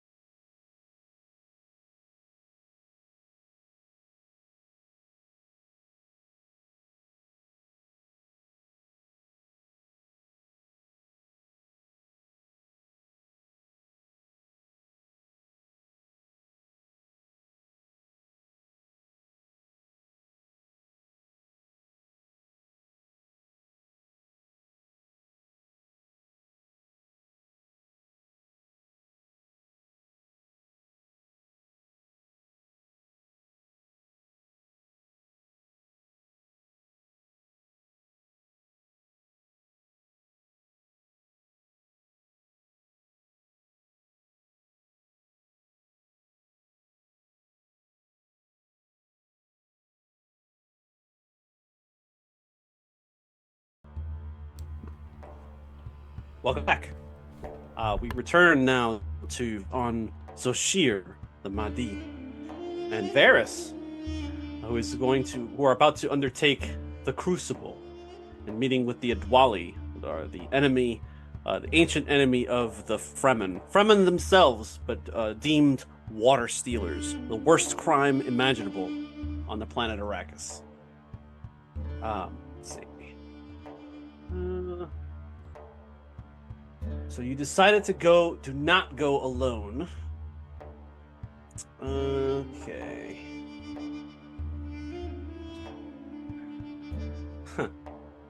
So what'll happen is, as long as Varys manages to keep a safe distance and isn't spotted by the Adwali, you will not earn their ire in the form of a trait such as untrustworthy or paranoid or something, or weak, as they may see you if you go against their recommendations to own.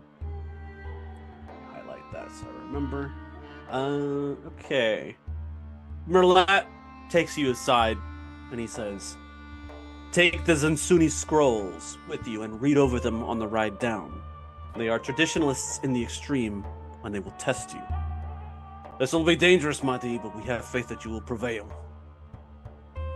Merlat makes the logistical preparations while Stilgar reluctantly readies your maker hooks and the frem kit for deep desert travel. The sand ride south from Tabra is about 10 thumpers long, which takes about 3 days. It brings you to an area most Fremen avoid, a place called the Siblings. A sand-swept expanse atop a jagged rock near 3 extinct volcanoes.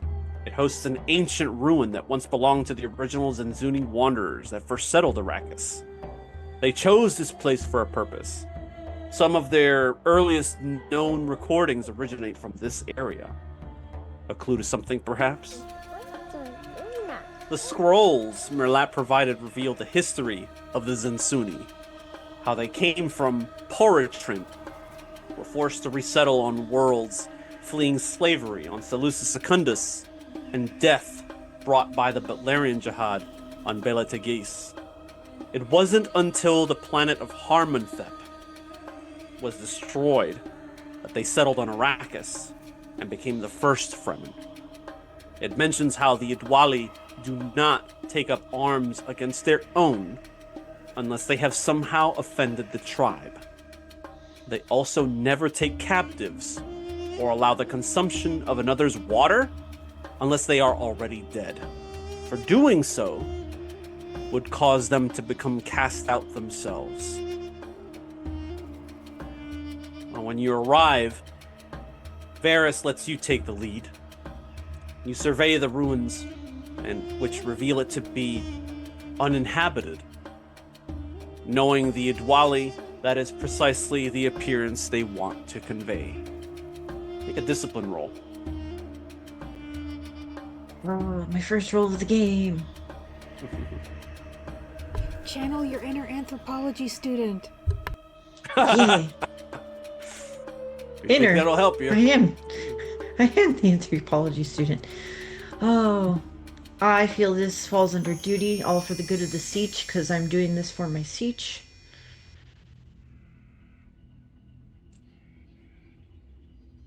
And that is 2 dice. Do I have anything? I do not.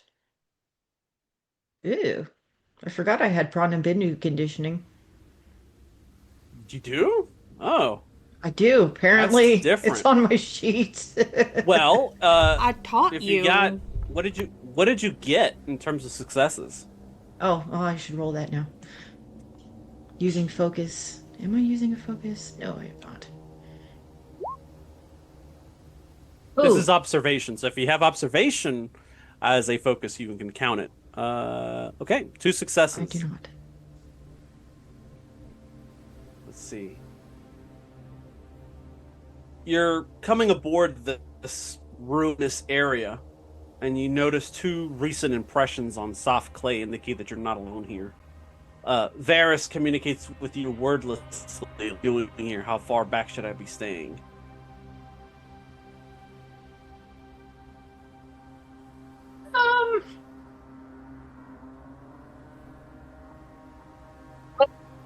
Sorry, I got distracted by a comment in Twitch chat. No problem. Oh, oh my gosh.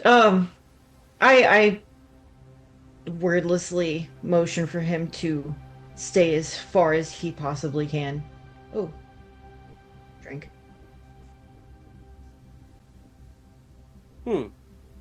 Okay.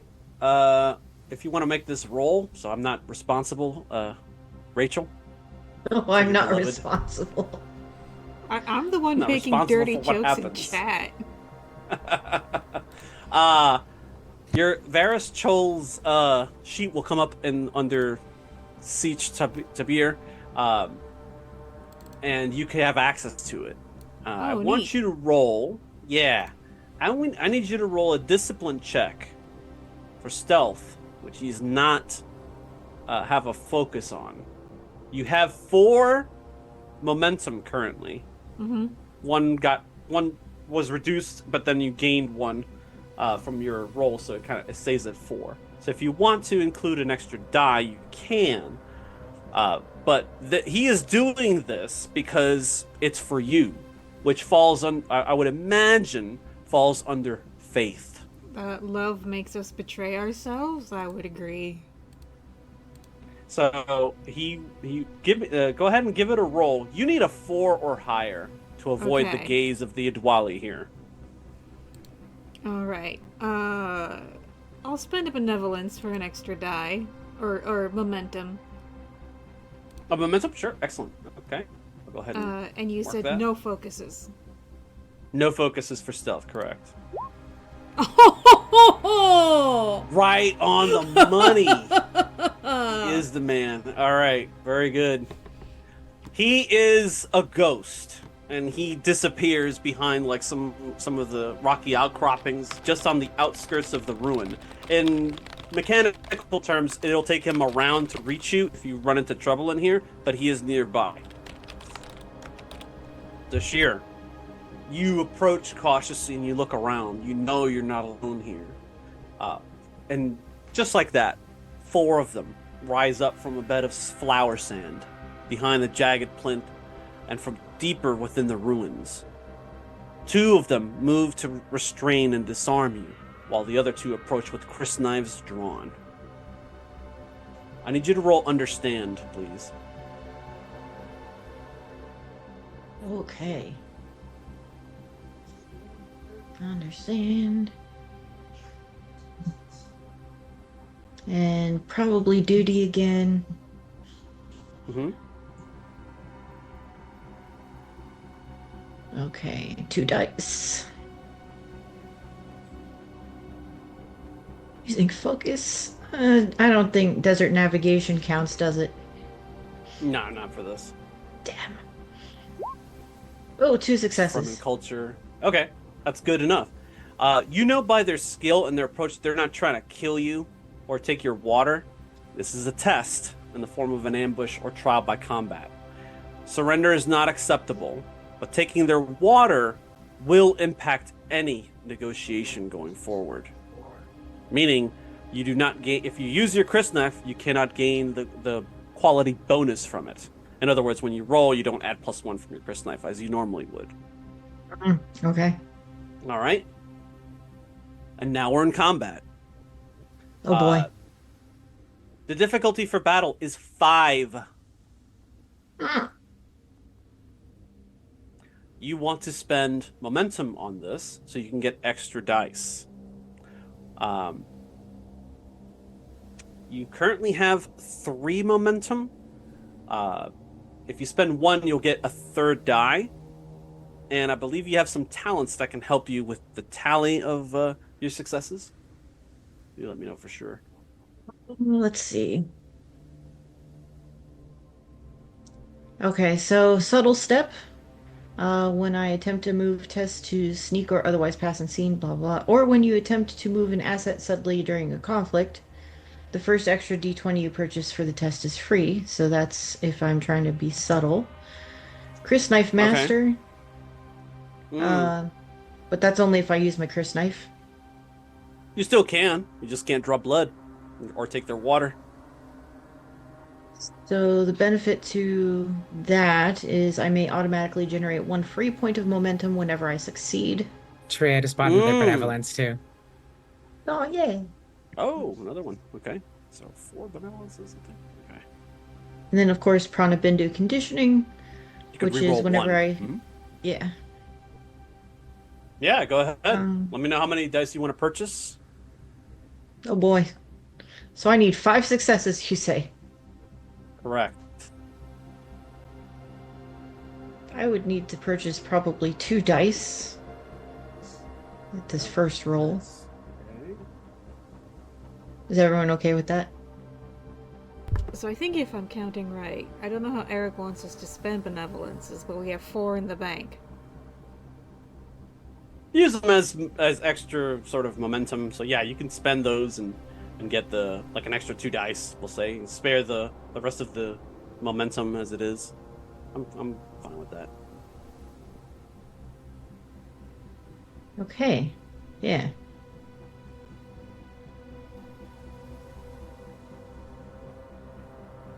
Danger. And my danger. focuses for battle are short blades and evasive action, so.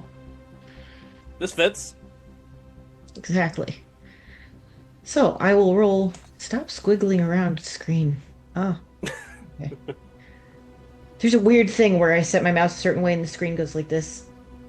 And I don't know why. Oh my. Okay, I'll so blame the battle. cat. Since they're coming at me, I will use evasive action Mm-hmm. Appropriate. and duty.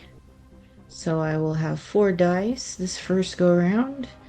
Please don't die. I think focus, yes. Look at that. Oh, fuck yeah. 5 on the nose. Okay. Very well done. Wow. You're able to disarm and batter your assailants and defeat them in that way. Like one of them comes up with an overhead stab and like you grab them and you twist and you just, hurl them into the other one. The next one that comes up, you do like a front kick and just hit them in their groin, and when they keel over, you grab them, use them as a shield. When the next one comes in, you throw that one on top, and then you proceed to like sweep the leg from underneath them, and put your blade to their throats. And they see that, and they kind of like groan in pain and start getting up. As the dust settles, a lone figure advances from the shadows of the ruins with a floating glow globe. Face and hands covered in Fremen religious iconography. In the distance and all around you are shadows gathering and peering at you. You see this man. Where are you? Oh, I lost it. 1 second. That's okay. I lost it a long time ago.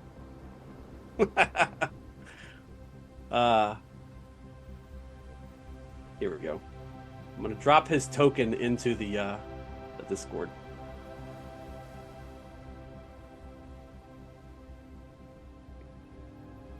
That's Yegor, who's speaking to you now. He says, "We had heard tales of your skill with the Chris, and the sight of such prowess must be proven. Of course, there's much more to our crucible than this. Should I call you Zashir or Mahdi going forward?" What feels right to the faithful? Good answer.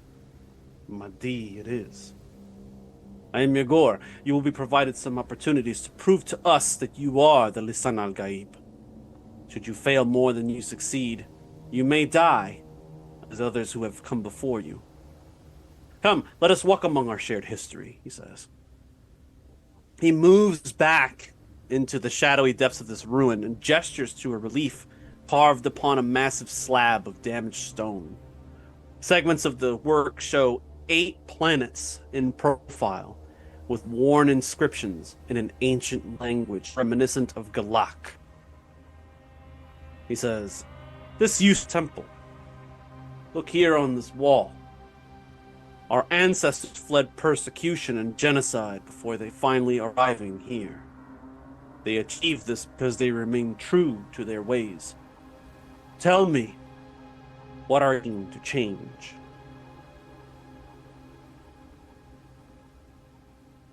I'm so sorry it cut out for me at the last part. Oh, I apologize. They said that the Zansuni refused to accept.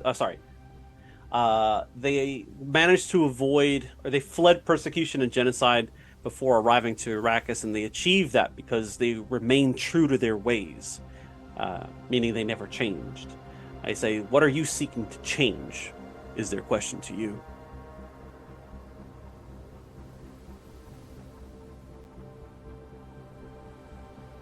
What do I seek to change? I don't know that Remember, I seek to they are change. testing you, so some of their questions may be trick questions in themselves. I don't know that I seek to change anything. So much as gain what we once had. Freedom. You are wise not to seek to change us and our ways. The Zansuni refused to accept the evils that were being perpetuated around them. Because of this, they were hunted and enslaved. And despite this, they maintained their traditions and integrity. We, as a people, have had to flee our home many times over. Which homeland was completely destroyed by our oppressors?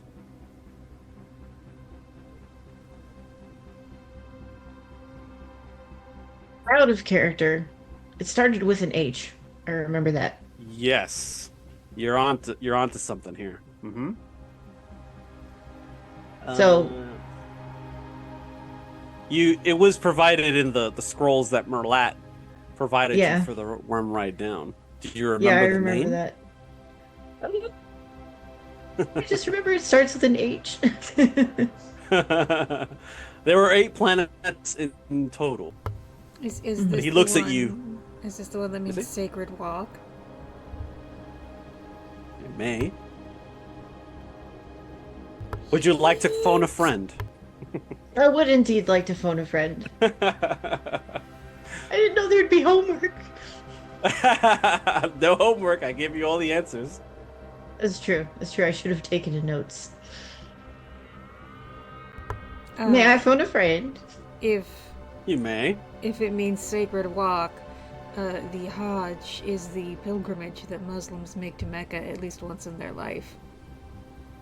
Yes, but he's asking for the name of the planet that was destroyed. Oh, They okay. hopped from 8 different over a series of 8 planets before they arrived to. More different H Arrakis. word. Mm-hmm. I got nothing. Yeah. I'm sorry. Oh no. That's all right. Here, I'll put it in the chat for you. You can parse that as you wish.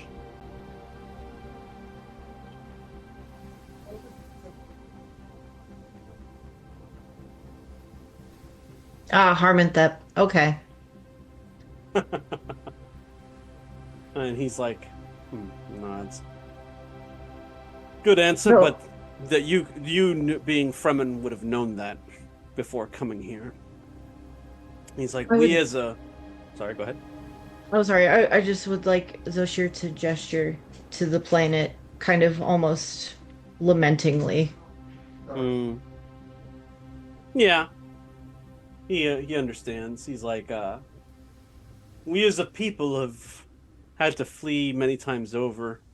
Of all the adopted homes along our journey, though, there was one that strengthened our souls for this place. It is where we endured generations of slavery, and where Chattel is still practiced legally. Of which world do I speak?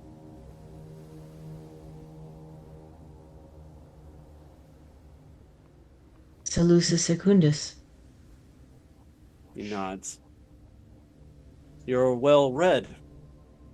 He's like, It is said, however, that the Harkonnen blood flows through you. If this is true, why should we trust a Harkonnen with our lives?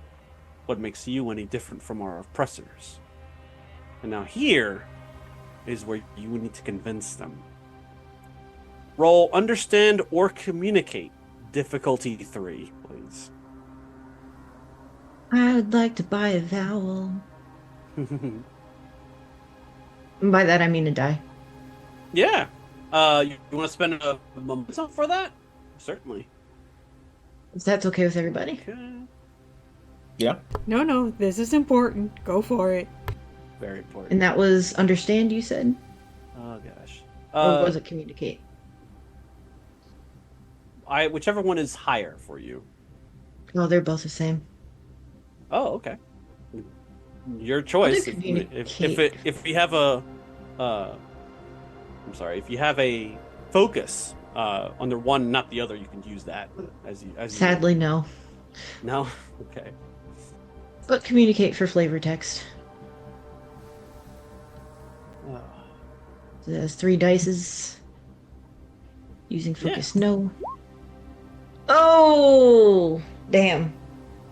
Oh, that's not good. Okay. No, it's not. All right, time for consequences. Second. Okay, here comes a consequence. Consequence.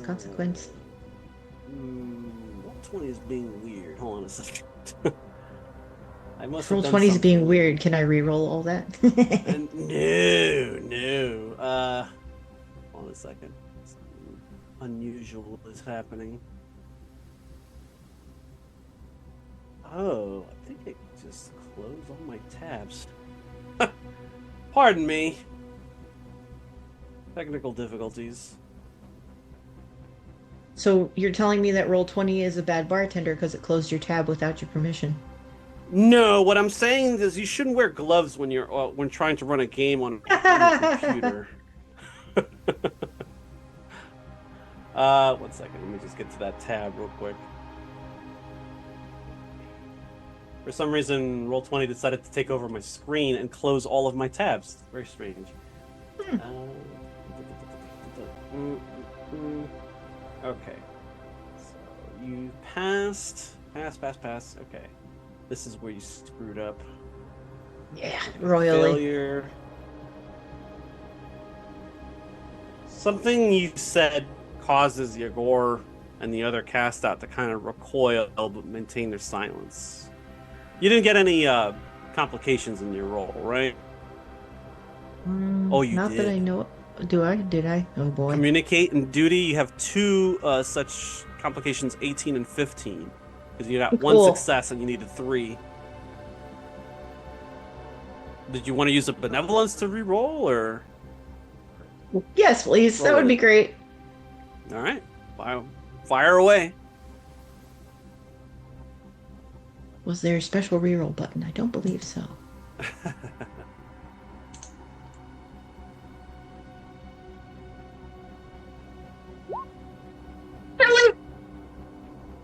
It gets worse. Oh, good. Okay. Oh. Let's see. So you failed one of these tests, but you succeeded in the others. That's good, because if you had failed more than you had succeeded, bad things would have happened. Okay. He's like, I suppose it takes a Harkonnen to remove a Harkonnen. My only request is that it be done with a crysknife. If you are the one, history will not be kind to your enemies. You have our support. We will be in contact with your people at Zihaya soon enough. Safe travels, Madi. Now you earn a new trait because of your interactions here today. You can put in your character sheet, trusted by the Adwali. Also, you gain a secondary asset. Oh. Oh, sorry, a new asset, I should say. Spy network, and for the quality, add 3. So it should be like a, significantly good thing there. All right. Now, it takes you some time to get back to Zihaya, or we'll say for the sake of brevity that you and Daphne get back around the same time, which is around the time that Merlat brings you both in. Pleased to having seen that you survived the ordeal. By the way, Varys had no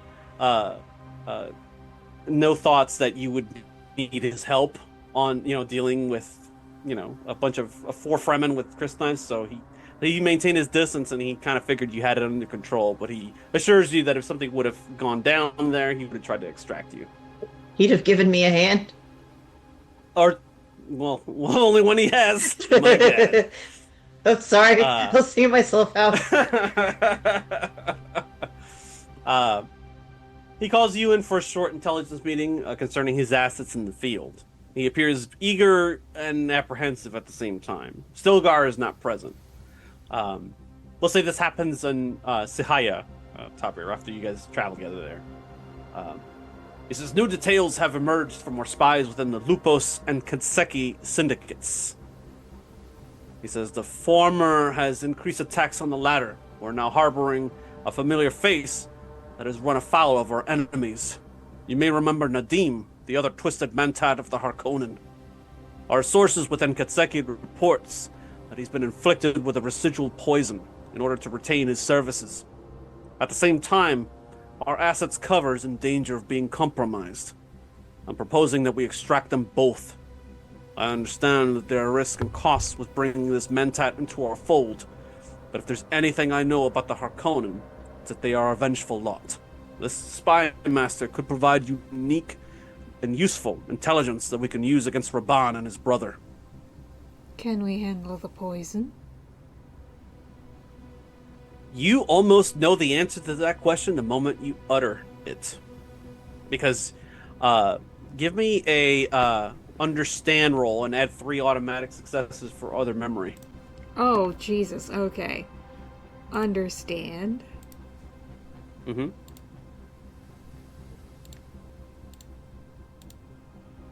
Shoot, I'm way behind on the freaking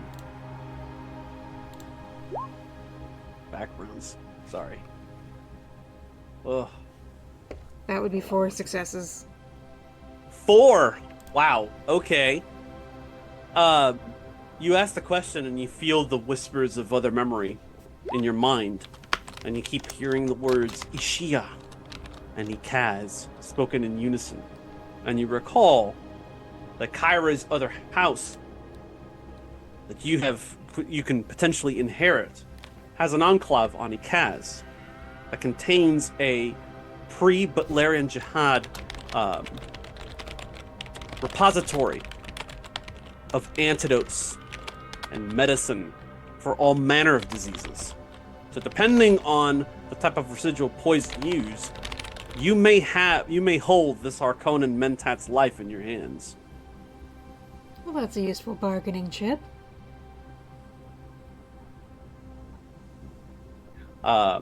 So you have some possibilities here. Bring him into the fold or leave him where he is. But the option obviously is yours. The decision is yours on how you want to bring him in. Does he know he's poisoned? Undoubtedly, Merlat says. Let him know we might have a cure for him. How should we proceed? Did we extract our asset in him as well, or just him? Who's the other asset? He keeps it very quiet because I don't want to spoil it as to who the asset is, but he tells you that this asset is in a good position within the syndicate, and they have some ability to command. Let's just extract the Harkonnen. As you will, my lady. All right. Excellent. Now, as you say that, we pan to Carthag, the Harkonnen stronghold, a megalopolis of misery. The doors to... Oh, sorry. I forgot the... The doors to Higan Waku's personal chambers open with a chime after the palm lock's biometric reader recognizes the grooves and contours of the escorting bodyguard's hand. You enter into the spacious room within the windowless compound and begin making mental notes as your eyes take in the details. Let's see here. Change the music real quick. What's this guy's name? Nadim. Oh no, I assume it was Nadim. Whose room is he being brought to? The room. I'll put the name in the Discord here in just a second. As soon as I've finished changing the music for a moment.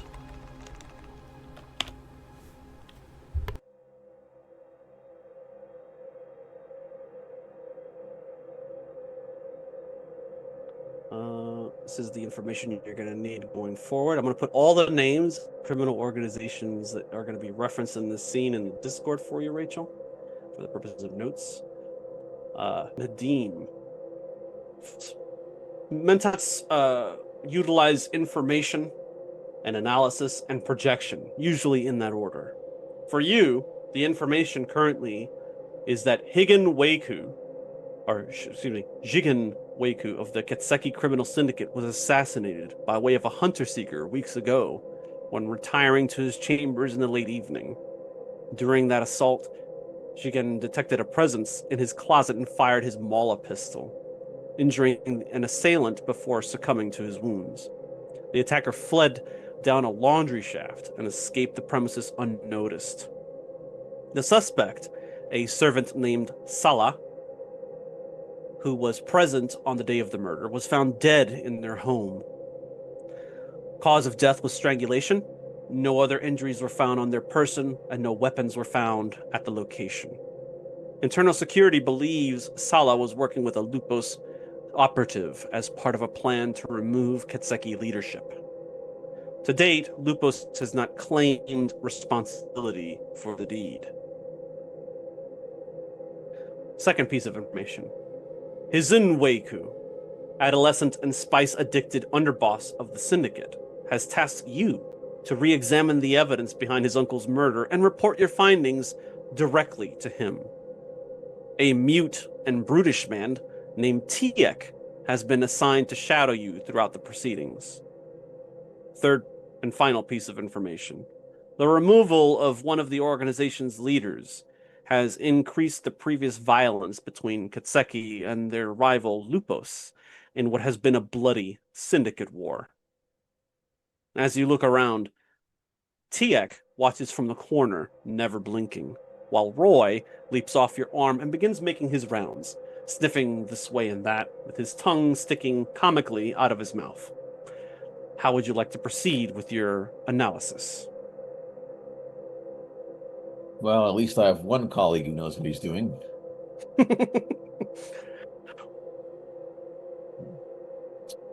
Tiek doesn't pay attention to anything saying. He's just kind of watching everyone in the room. There's servants and such about, cleaning up still weeks after the murder, but you're free to do as you wish. Well, let's go to the laundry shaft. Okay. Streak of blood all the way down. All right. But then it stops. The blood stops? Yeah. It goes down into like this servant laundry room. And from the servants' reports on what happened, or the internal security reports on what happened, that when the servants went to go check that out, the trail of blood stopped there. So they may have tourniqueted themselves or figured out some other way out, but no one saw the assailant leave the compound. What do I know about Gola and their ability to heal? Who? The face changers. Oh, the face dancers. Ah, yes. Not particularly more than the average person.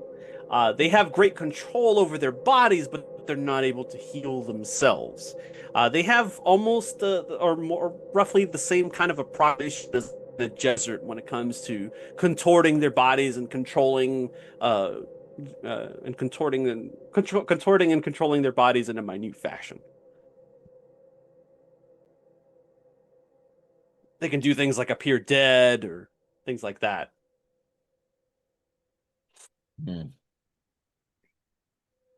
All right. And was any testing that I know of done on the blood itself to determine if it's the blood of this murdered man? It was. The Jigen was confirmed to be himself. The assailant's blood did not match the servant Sala and did not match anybody else in the compound.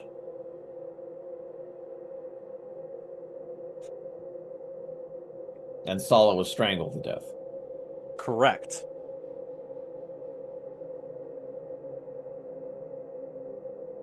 Okay. So I'll go down to the laundry area. Where the chute would have come out. Yeah. And I guess I'd investigate around there. And I'll let Roy run around. Sure. Tiak follows you down. You see people working to clean here and everything. You notice that there was some bloodied pieces of sheets that were ripped up and were stuffed in the trash. You suspect that that's exactly what the killer used to try to basically stop the bleeding and to get out.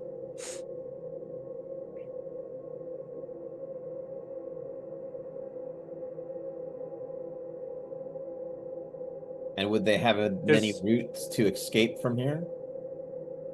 Many. There are many ways to escape the compound. None of the calm eyes saw anything unusual for that evening.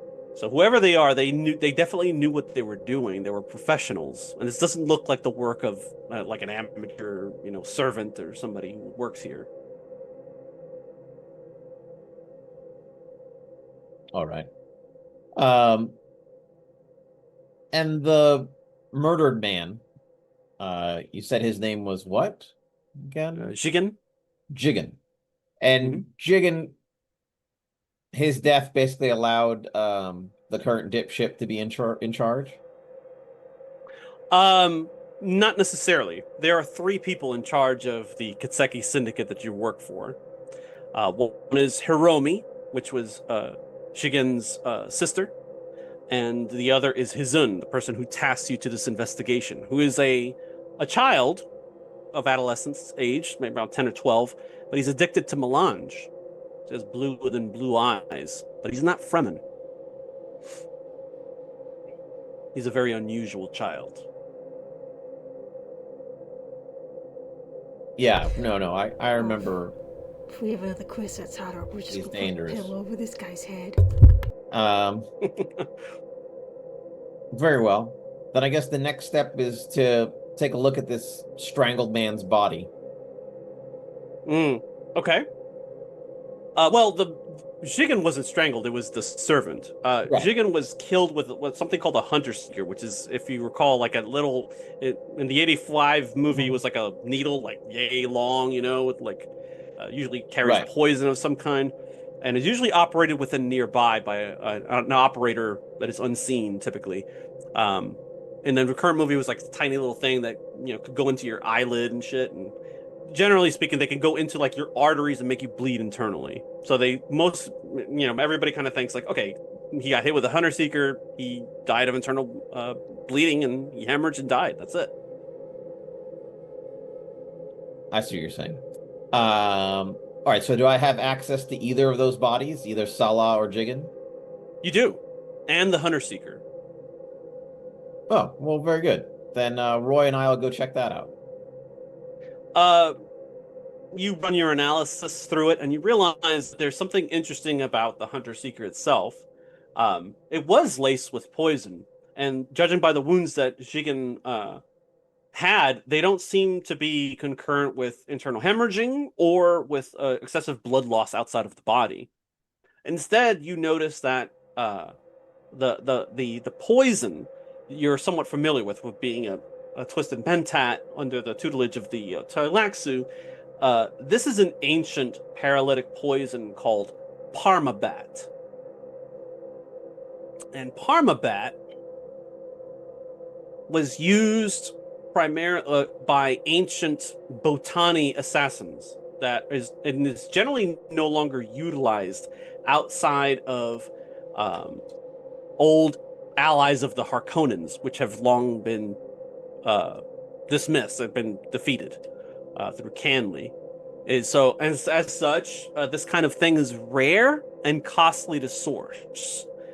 The poison first halts limbic function before focusing on internal organ function. So what likely happened is he got hit with the thing. He aimed his weapon at the closet, fired, hit the assailant inside, and then he just could stop breathing.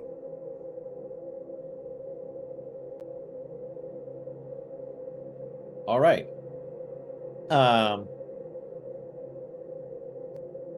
And was this fellow Jigen? I assume he had his own private area. I mean, Yes, all three of them, Hiromi, Hizun, and Jigen, are part of the old Weiku family. They had been exiled long ago, but as you understand it, they made a deal with the guild. Some of them were able to serve aboard their hayliners, and this particular branch of the family secured some ludicrous deal to operate here on Arrakis. And what they did with that opportunity is they created a criminal syndicate. So they all live within this one family compound, completely windowless, in a very old style, and they they all have their own kind of quarters within the compound. I guess what the question I'm asking is, was he definitely the target, or was it possible he got caught in the crosshair and wasn't necessarily the actual target? No, he was definitely the target. Okay. All right. So I'll check out Sala's body next. I'll see about this strangulation. Okay. Yeah, she appears to have been judging. Now, obviously, internal security is just, your standard thug guys that just say, oh, okay, that's dead body. They don't know anything beyond that, which is why they brought you in. You easily can tell that Sala has been dead for months, but the murder just occurred a few weeks ago.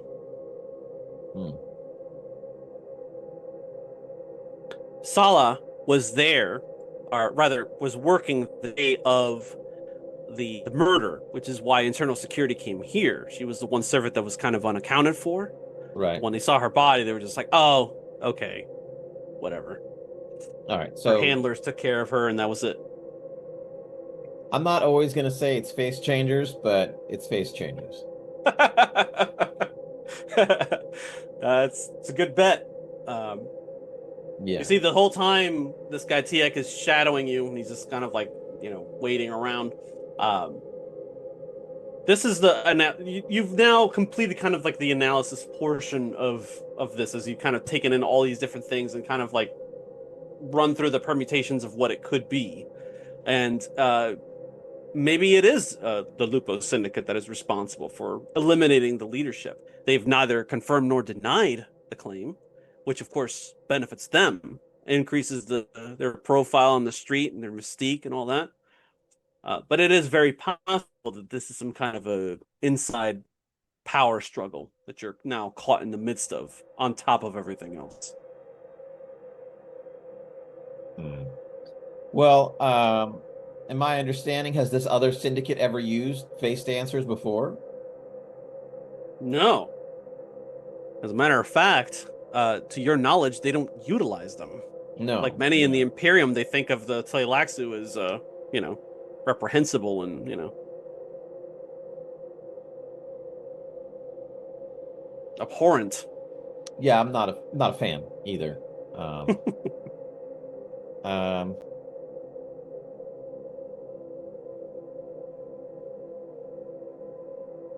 Very well.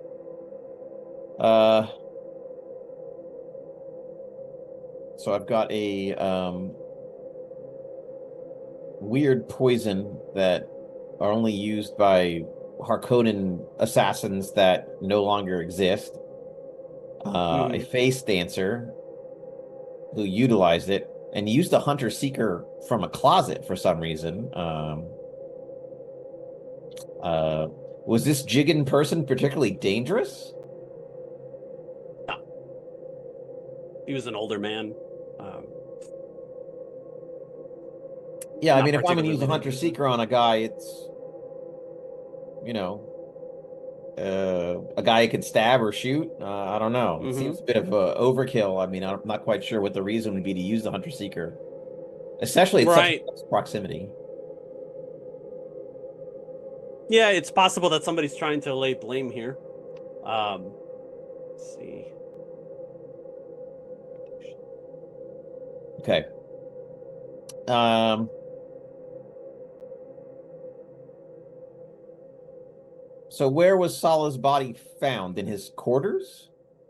In her like hovel in that In her hovel? Okay. yeah. Which I assume is far from here. Yeah, it's kind of like the servant quarter in Carthage. So they moved in on the house. They found her, and it was 1, 2, 3, very easy for them to find her. She wasn't hiding, which is odd because if you figure if she had done the deed, then she would have absconded elsewhere. You would imagine. Well, she's been dead for months, so I mean, clearly it wasn't her. Right. Um.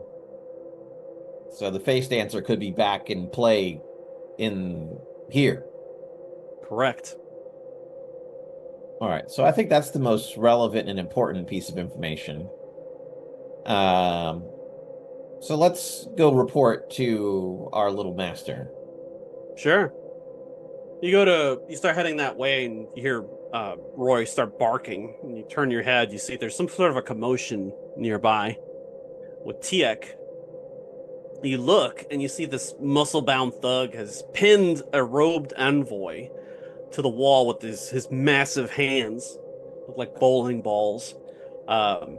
Judging by the flowery design on the envoy's mask, she has to be one of Hiromi's.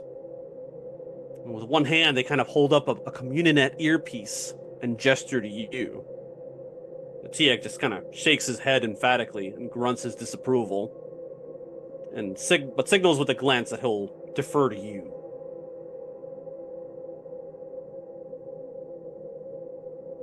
All right, let's hear it. Please, you see the envoy said, the Lady Hiromi insists. Hands off the Communinet. I was going in the other direction, but certainly. Well, the Tiek is mute. He doesn't talk, so he just looks to you for like confirmation. You want me to lay off, or should I crush her? And you're just like, okay, let her go, whatever. And he kind of eases his grip, and you take the communicator. She's like, the lady of the house calls for your immediate presence in the garden. No extras. And she glares at Tiek. Is someone telling me that in like this communicator, or is the envoy? Yes. Yeah, you put on the earpiece and you hear somebody else like, hey, this is, the lady wants to meet with you in the garden. I'd be happy to oblige, but you'll probably have to murder my shadow here. It's not up to me if he follows me. He doesn't say anything, he just kind of crosses his arms, stares daggers. Well, that's up to you. So they want me to go meet with Hiromi, but without you about. I assume if you follow me anyway, they'll, I don't know, garrote you or something. He has to defer to you. You're in charge of the investigation. Like, oh, Hizun said, he's just shadowing you. Oh, I thought he was shadowing me to, like, make sure I don't do anything untoward. Maybe he is. Yeah, that's my assumption. All right. I say, lead the way. Yeah, follow me if you wish. Take your life in your own hands. Not my concern. I head towards the garden. Okay. The gardens are located in the center of the complex. Features like this domed plasticrete skylight. Hoses and devices attached to timers animate every few minutes to create a light mist of moisture for an assortment of flowers and plants that no doubt are incredibly costly to import and maintain. Without turning to regard you, she already knows you're here and continues her pruning. Tiek seems to be delayed behind the closed double doors that lead inside. Mentat, I need your mind. First, Hizun inflicted you with a residual poison, no doubt to control you. Then he summoned you to investigate Jigen's murder and forbade you to speak to anyone about it but him. To ensure this, he assigned that Neanderthal, regardless of how successful you are with your findings. I believe my son means to kill us both. Is my logic sound so far? I found some flaws, but go on. Well, then perhaps we can help one another. She motions for you to join her on a small bench nearby to kind of speak in more of an intimate thing. Okay, I put Roy down and let him run around the sprinklers and the rest. Yeah, he's loving this here. What is your initial gauging of the situation and Hiromi in particular? As you're kind of, I suspect that Nadim is kind of like very closely watching. This is the first time you've had to interact with this person. You've never interacted with Jigen, and you've only had to interact a handful of times with Hizun, her son. I'm imagining that you're paying attention or that you're trying to read body language or something like that. Correct me if I'm wrong. No, you're correct. Yes. Give me a discipline difficulty 3 roll. For this, you're going to open up your character sheet and choose the drive that is motivating this particular role. For you, I suspect it would be truth, since you're here on assignment to discover the truth of this heinous murder. Okay. Yes, I decide what is true. Right. Discipline roll. My focus is espionage, if that matters. It does, actually. Okay. So you do can add focus to that. And if you wish to spend, I believe we have about 2 momentum left in the pool. You can use one to roll a 3rd die if you wish. Yeah, I don't really know what this. It says how many dice input value. Yeah. So basically, you type in either you're rolling 2 dice or you're rolling 3 dice. It's up to you. You by default you roll 2. All right, so I'm gonna roll 2. I don't know how I use my focus though. It asks you as you go through the prompts. Okay. All right. Yeah. So focus. Yes. There we go. All right. So. Okay. I don't know what that means, but okay. That's a crit fail with 2 successes. Sweet. We'll say now. Hold on. Oh, things are getting spicy. Hold on a second.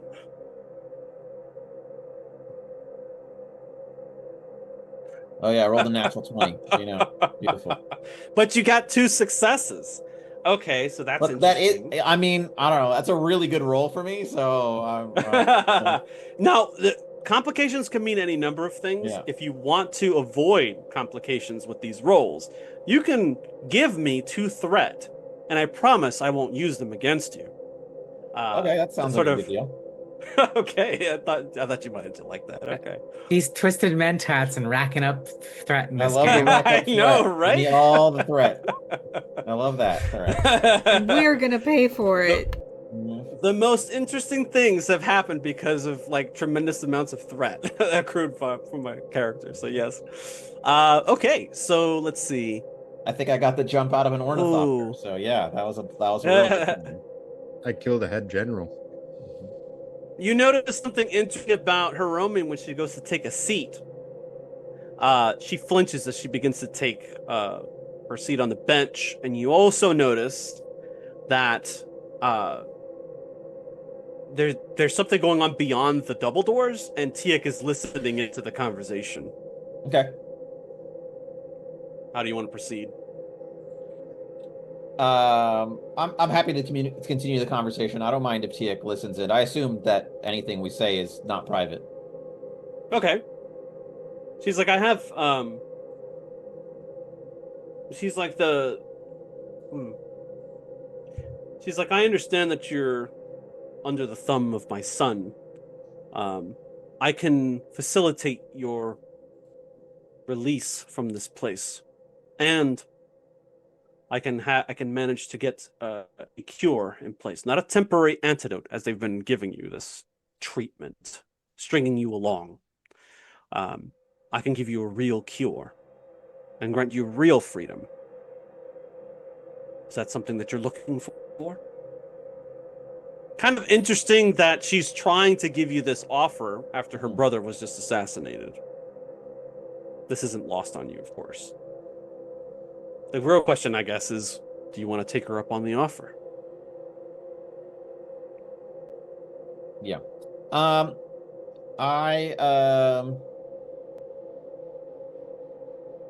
well, I haven't really interacted with her in the past. Correct. It's a tough one. Okay.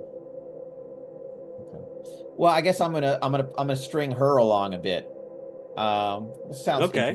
Sounds interesting. How would you have access to such an antidote? I'm not at liberty to disclose that information.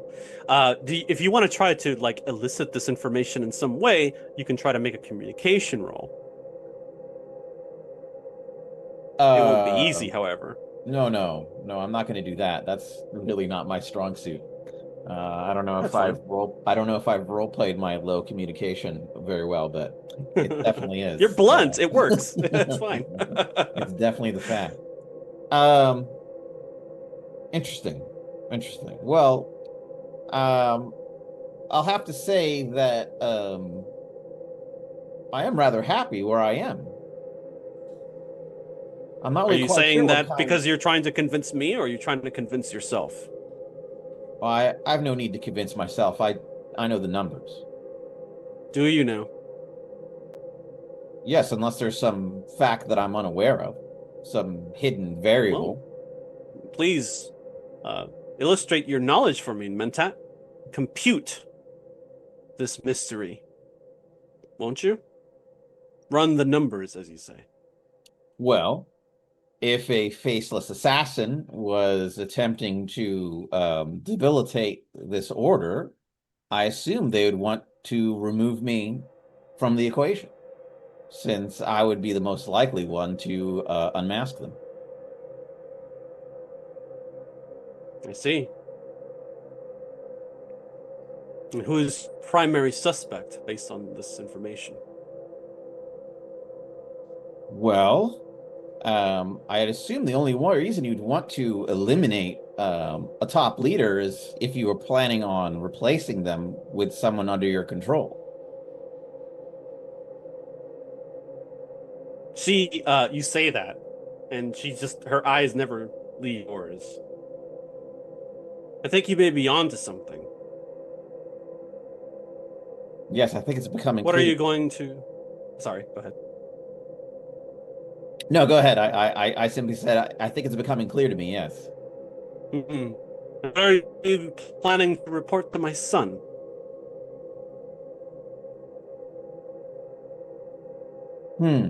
Well, I guess I have several options there.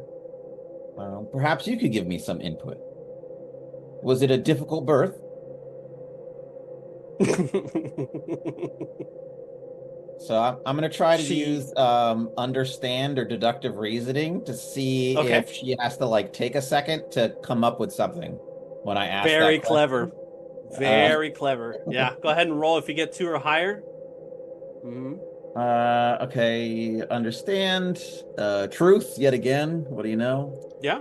Always going for truth. And and it says how many dice I get to pick. You always roll 2 unless you spend momentum or give me threat to add a third or additional I'll give you some threat. Oh, cool! I love it. I like giving you threat. So yeah, whenever I attempt an understand test from Twisted Mentat, whenever I attempt an understand test, I generate 1 bonus momentum for each die you bought by adding threat. Outstanding. We're up to 18 threat, guys. Keep going. Okay. So I don't know what that means to generate a bonus. What the momentum. fuck? Does that mean I roll another die? 15. Or yes, you roll 3 dice instead of 2. Yeah.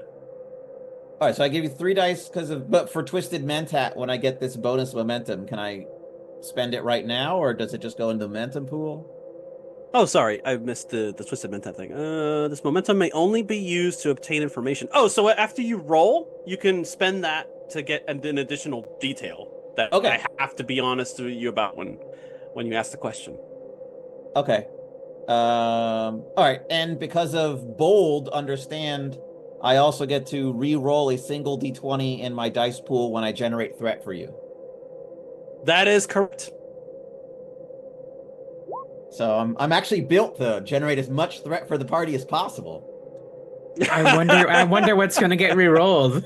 Yeah, so Yeah. I guess I re-roll that 19. Absolutely. Just roll Uh, any d20. You want to get a 16 or less to get a all right. success. So how do I re-roll that 19? Just roll d20 here? On the far left, on the tool set there's one that's like a little 20-sided die. You click that, Okay. and you just click the d20 and Wow. it's still nice. Wow, you're cursed. I don't even know. I don't know why. Holy shit. I don't even. I roll so well when I don't need to. There is something else that you can do here, and you don't have to. But if you're using a drive that has a statement attributed to it, you can spend a point of determination to re-roll one or all of the dice. So you can re-roll again if you wish. Alternatively, I think we have some benevolences in the wings here. Correct me if I'm wrong, but I think we have about 3 or 4 benevolences you could spend. Spend one out of the remaining 2 to re-roll that 19 yet again, Okay, if you wish. last time. I'll spend the benevolence. Sure, Let's sure. see what happens here. Wow. Hey, there it is. 3 successes. Okay. You say, hey, with particularly difficult birth, and she just blinks and Telltale looks away, somewhat evasively. You caught her in something here. I activate my personal you can shield. spend that momentum point now to say, okay, ask your question and word it however you want. I have to answer truthfully. Oh, is she a face dancer? Absolutely. All right. Okay. So I activate my personal shield. Oh, you're going after her. Yeah, she looks away for a second. You activate the personal shield, and she hears the hums, and that she gets up and instinctively kind of winces a little bit when her hip, and you see a little tiny bit of blood seeping through her flowery dress. And that's around the time that the doors burst open, and you see Tiek rushes in like a bull, determined to tackle one of you. What do you? What do I do? You see, she's standing apart from you, like looking like she's in a stance, like she's getting to throw it down with. Oh boy. I'm gonna try to put her between me and Tiek and hopefully, cut her throat. That's my plan. Oh shit. Okay. Okay. I'm gonna say that you go first since you initiated this, followed by Tiek, followed by her. Do you get behind her? Do you try to grab her and put the knife to her neck? Or try to kill her with one? Yeah, I just try to step behind her while slashing at her throat, basically. Okay. All right. So go ahead and roll battle. I'm gonna roll to establish the difficulty you're going to need to exceed for this character. Second. I got this already. And because I have so much threat. Let's see. Fair.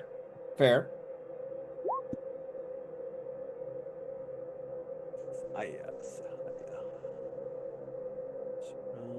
Okay. No. Okay.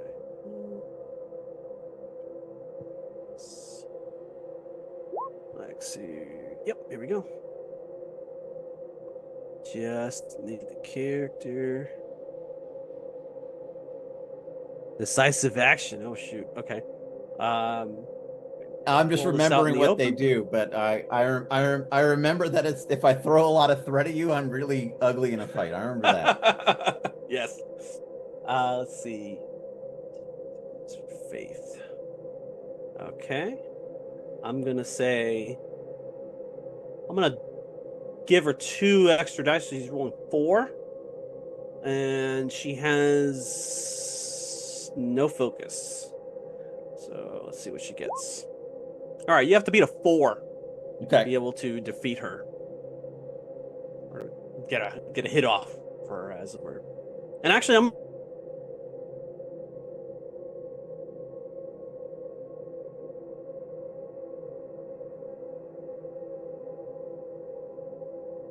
I think you cut out, or did I freeze?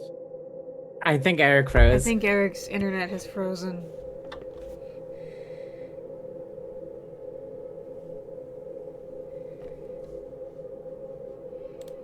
God, it's been Suspense. silenced. I didn't hit her that hard. Anticipation.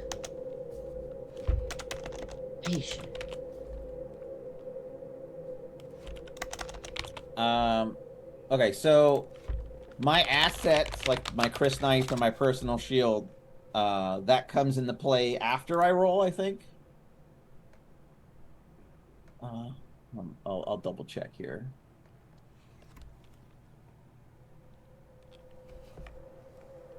sorry about that. I was No problem. I experienced a glitch. I was You're looking back, for my and tether. now Eloise has taken control of the game. Oh, okay. All right, I rolled the first. Okay, either way, I succeeded with that. So you actually beat a 5 to take a hit off of Hiromi, because now she is sensing something is up and she is on the move now. Okay. What I was asking is my personal shield and the Chris knife, those are assets, so those come into play after I roll. They don't affect the roll. They do after you roll. So, like, if you're using the Chris knife to attack, after you tally up your successes, you add the quality of the asset to the roll. So in this case, it'll be +1. Okay. So yeah, you want to buy dice here probably, unless you get like extremely lucky and roll underneath your focus for battle. Okay. So am I still using truth? It's up to you. What's driving you to? Presumably I guess so. truth. Or justice, maybe. I don't know. decide what is true. I've decided this person's a face dancer and they gotta die. Sure. All right. Let's see here. I'm gonna. All right. So I've got decisive action. Doesn't matter right now, but I do need to generate threat to activate that. Does she have any enemy assets? She has a personal shield as well. Okay. And then slow blade is when I make an attack during a duel or a skirmish. I can buy one or more dice by spending momentum. You choose one of the enemy assets in the same zone as your attack, and I ignore that asset. So I'm gonna buy. So you basically, even if she has her shield activated, slow blade, you're just like, I don't care about your shield. Okay, so I'll use one of the momentum dice. Okay. Okay. And so I don't need to remove a second. So decisive action I don't need to use. But if I'm only rolling 3 dice, how can I make 5 successes? Anyway. Do you have a battle focus? Like small blades or anything like that? My battle focus is assassination. Gotcha. So if any of the dice roll at or underneath that number, for the skill itself, it counts as 2 instead of 1. Okay. All right. When you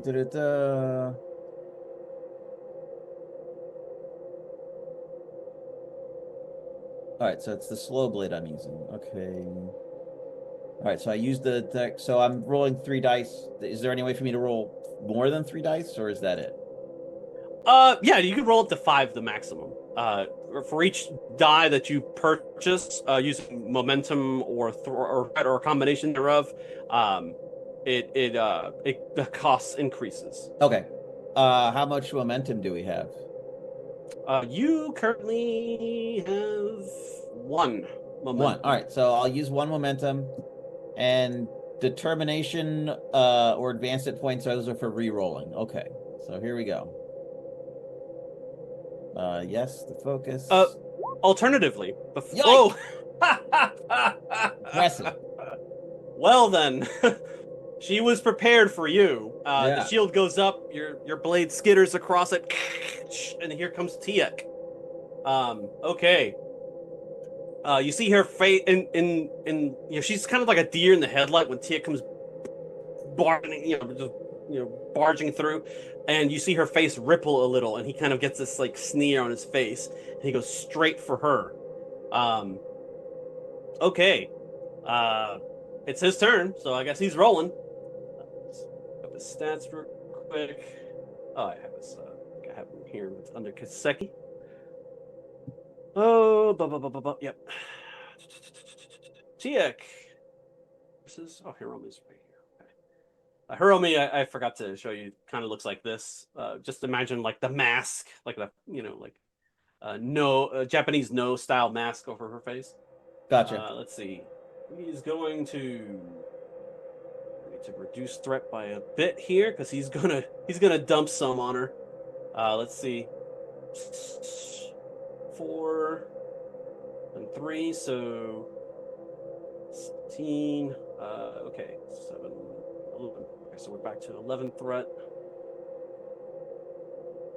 Oh, by the way, give yourself a point of advancement at the bottom of your sheet. Anytime I drop 3 or more threat on you, you automatically, or if I give you a challenge rating of 3 or higher, any of you, add 1 to your advancements. Sweet. All right. I'm going to go ahead and update the threat here, and he's going to dump a bunch of dice on her, because that's his job, is to kill a motherfucker. So let's see. Duty, yes. He's rolling 4 as well. He has to overcome 5. Yes, this is within his thing. And he gets 1, 2, 3, 4 with a major complication. So he doesn't make it. He tries to wrap his arm slowly around her neck to apply pressure and strangle her. And immediately your mind picks up on the strangulation of the servant Salah, his massive hands, and the bruises left on her neck. You'd think he just found 2 potential killers here. You see he tries to grab her. She pushes away and kicks him in the stomach and moves. And then it is her turn. She tries to leave. She has her shield on, but she calls for like her protectors to come to her. But when you see the doors open and expect to see a cadre of soldiers standing there, you see dead servants instead. That's what Tiek's been doing this whole time that you've been talking. He strangled a couple people and then he listened in on your conversation. Multitasking. This is concerning for more than one reason. If he's willing to kill Hiromi's servants, and Hiromi herself, what do you think he's going to do after that? I'm calculating. Roar keeps barking. She moves a couple of zones away, like she's like trying to see if she can get to another side of the garden to access another part of the compound. And then it's back to you. What do you do?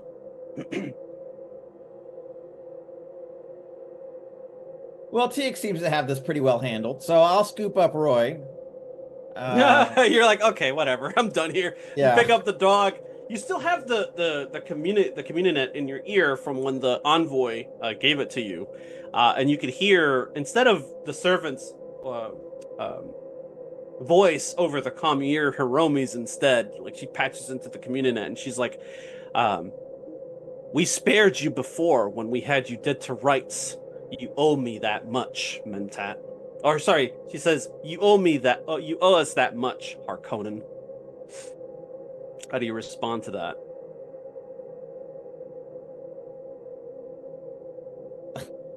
Save your own borrowed skin, face dancer. Do you recall what she's referencing? As a player, no. As a character, unfortunately, I have to, I guess, as a mentat. You don't have to like seriously consider it. You are a Harkonnen and a twisted mentat at that. But I mean, I have to remember it because of my mentat powers. Oh, but true, yes. In the last season, the very first scene that you undertook as Nadim, you were sitting across a Lupus Syndicate head, and they were assassinated right in front of your eyes by a face dancer. And they were about to kill you, and you were like, hold on a second. And you kind of bartered your way through. You spoke to them about something, and they kind of like, okay. And you convinced them to spare your life. Correct. Yes, I remember and that's that. how you...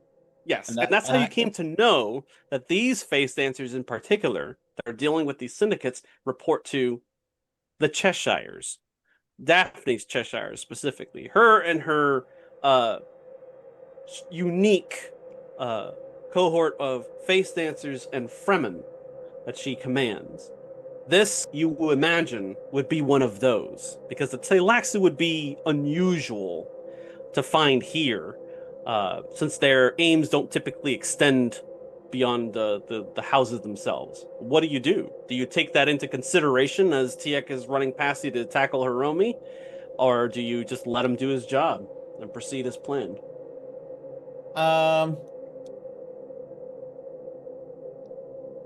Yeah, I tell her that she has to save her own stolen skin. Save your own damn skin. Yeah, but instead of skedaddling, I will shadow Tiek, I guess, and see if he gets his hands on her. He does. Okay. And he begins to strangle her at the back of the garden. And her face is starting to change colors, and soon it starts to flutter and change into different personalities as she's assumed before. And he's just kind of like, all right, so I'm gonna watch that. You know. Yeah. I'm sure it's very fascinating. And I'm going to kind of time my attack on Tiek till right before she almost dies. Brilliant. Okay, excellent. I'm not gonna make you roll. You have him dead to rights, and he's not even wearing a shield. So he starts strangling her, and she's starting to pass out. Her eyes roll into the back of her head, and that's when you strike. And in no time at all, a very surprised look on TX's face comes over his eyes, and he changes his targets, but it's already too late. He's lost too much blood, and he collapses at your feet. Yeah, I'll just open his throat while he's choking her, basically. Yeah. Yeah, he's super dead. And Hiromi is kind of like half passed out on the floor, and she's slowly but surely starting to aspirate and come back to consciousness. I'll let Roy. Do you kill her as well, or do you spare her? I'll let Roy awaken her. Looking at her face, it's like, wakes up, looks up to find you standing over her, and she expects, like, a part of, you notice that a part of her kind of dies, but inside, like, she realizes this is probably it. Like, you Harkonnens are known to be heartless. On Gideon, all the citizens are outfitted with a heart plug, where somebody can literally just unplug you and kill you on sight. That's a Atreides propaganda. I love that. But yeah, she looks up at you and she expects the worst. Do you surprise her, or do you put her out of her misery?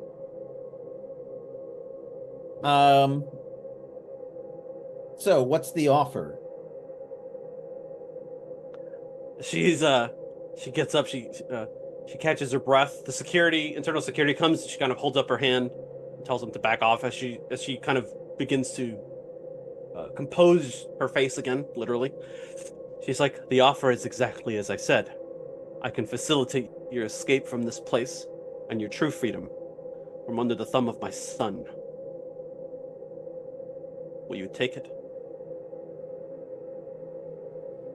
Well, it's hard for me to take you seriously when you keep calling him your son, but take me where? You're short on details. Allies actually share the same enemies as you, and who can protect you better than, well, she looks at Tiek. Better than I can here, certainly.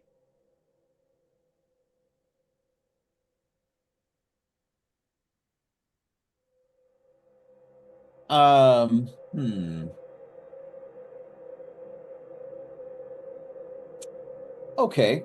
Let's say we follow along your plan then. What's the next move? We get you out, and we provide intelligence to my handlers, and they'll take it from there. They can provide you with similar, and like I said, they can protect you better than we can. Like, they're going to be sending more, you understand? And she doesn't say my son, he says his Zun will be sending more of his kind after you. And she kind of points to a doorway leading out through the back of the complex, and she gives you like a Shiga wire spool. She presses it into your hand. I'll tell them how you escaped. And it's like, you'll find details on the Shiga wire. If you find a projector, it'll tell you where to go. Be discreet, and you'll live. You'll survive yet another day, Harkonnen.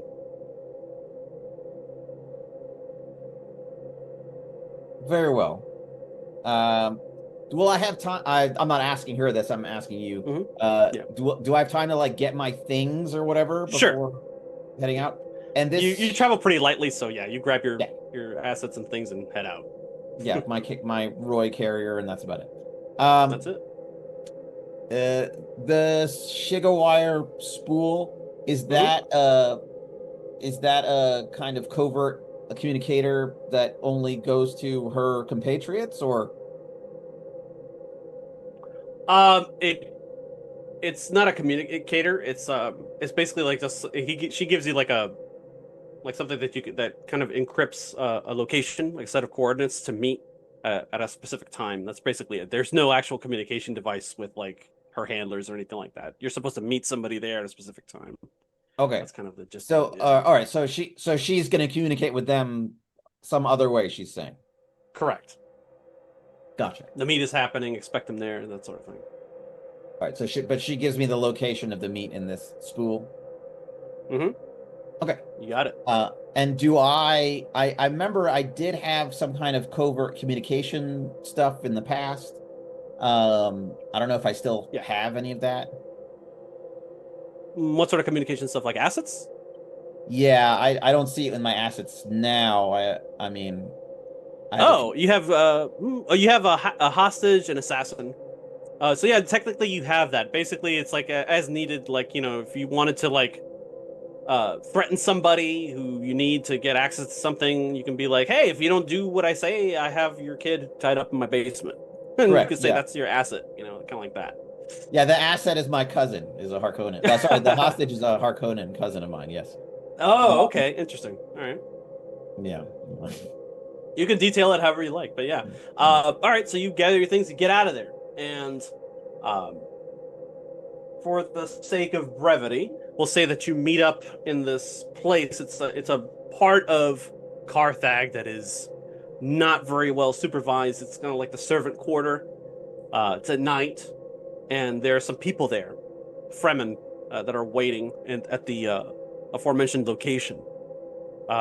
Zashir and Daphne, you can decide if you're there or not. Otherwise, Merlat and his people will probably be, or Merlat's people will probably be present to receive Nadim and to extract him out of Carthag. I feel like Daphne thinks she should be there. Mm-hmm. Yeah. Zashir? Yes, no, maybe? Yes. Okay. You see some familiar faces, Nadim, as you arrive in the quarter. And then you see some that, you can have the scene for a few minutes here. How do you respond upon seeing this Harkonnen? Your family, Zashir. I'm not going to tell him that. You don't have to. Just deadpan stare. Mm-hmm. The Fremen are not too keen on this Harkonnen and letting him live, but Merlat's orders are Merlat's orders. Daphne will lean over to Zoshir and whisper, "If he has to die, let me kill him. Anybody but you." Oh, what? Whoa! Sorry. Kin killing is wrong! So Zoshir can't do it. Hold on. I thought you were an empath at this point. Like, you were just radical empathy. I refuse to harm anybody. That includes, am I wrong? That includes harming Zoshir by letting him kill a kinsman. Wow. Nadim has some Dune level empathy. It's just some Dune empathy. To be fair, Nadim has that effect on people, so. Wow. Okay. understandable. I'm sorry. Proceed. That just took me aback for a moment. No. You love enough and you circle back around to Heartless Killer. Yeah. Jeez. Uh, Incredible. so anyway, as Nadim approaches, Daphne will greet him. We meet again. Indeed, a pleasure as always. I understand you have a problem. Well, it's a problem now. I might have a solution. That is my understanding. Oh, you're very well informed. But that's what I would Well, expect of a mentat. I suspect it was your pawn who informed me. I have very few pawns in Carthag. The face dancer. They seem to be ever present in your company. Oh, that's not by my choice. Yes, I wouldn't do that by choice either. It's a legacy. No. But I do have a solution for a recurring problem of yours. Indeed. It's not here. We'd have to take a ship. Well, do you have any of the short-acting temporary reprieve from the poison? We're talking about the poison, I assume. I have as much melange as you can tolerate.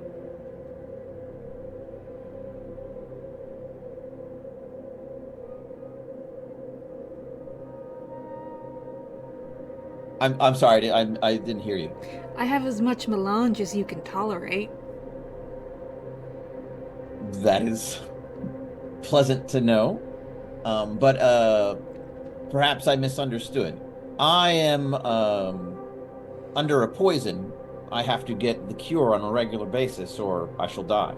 How much time do you have? He About a week. He lists off the exact number of hours. Is that enough time to get to Ikaz? Oh yeah. Alright. Especially now that you have the guild at your disposal, which this would be an appropriate time for their new representative to make themselves known. Which is around the time that you hear the dog Roy bark at something behind you, Nadim. You kind of look over your shoulder. It's supposed to be a private meeting, and you see some people standing there, waiting for you to finish before they introduce themselves. Alois, you could be in here, as well as Archibald, to round out I'd the love to team. be. Well, look at this. Your visions and your knowledge of Carthag brought you here. Eloise won't wait on any sort of decorum either. She'll just walk forward. Niece, it's so good to see you again. And it's so good to see you. What the family reunion. I guess. I just can see the love all around. I feel like I should know most of you, but for some reason we seem to be strangers. I'm Lady Eloise, formerly of House Cheshire, formerly of House Bachare. A pleasure. Former Judge of the Change. Current representative of the guild. Well, I'm Nadim Harkonnen, formerly of House Harkonnen. What a treat, a Harkonnen in our midst. Yes. Eloise leans in, and she has no, white sclera left. It's all, a newborn nebula blue with just tiny pupils as she leans in really close. It's like, I haven't seen your future yet. Perhaps I will soon. Well, I like to be surprised, personally, but do as you wish. I hate to break it to you, there are no surprises. The future is written and I've seen it. The future is Yes. a crutch. I've heard that before. It looks back on us too. I wouldn't doubt it. That's why the answers are held in the past. Well, as I said, a pleasure to make your company. Anyone who has so many formalities in their introduction can only be a delight. I try to keep myself busy. I imagine the antidote is easier to cure with my hayliner. Given my beloved, she gestures to the silk-covered assassin to her side, was probably poisoned with almost the exact same thing that you are. Oh, well, wonderful. Well, I would be easier to control if you simply kept me poisoned, but I'm happy to take a full antidote. Do I need to control you with poison? Head tilt. Is it your place to try and control anybody? Well, I'm curious to see what other methods you will employ. Poison's quite effective, I've found. I will offer you what I have for the sake of being allies. Well, that's very novel. I believe What? our interests align more than just your cure. Curious. And what are those interests? Killing the Harkonnens, and then the Emperor. Ah, well then. I guess you've hit it on the head then. No one crosses me and gets to live.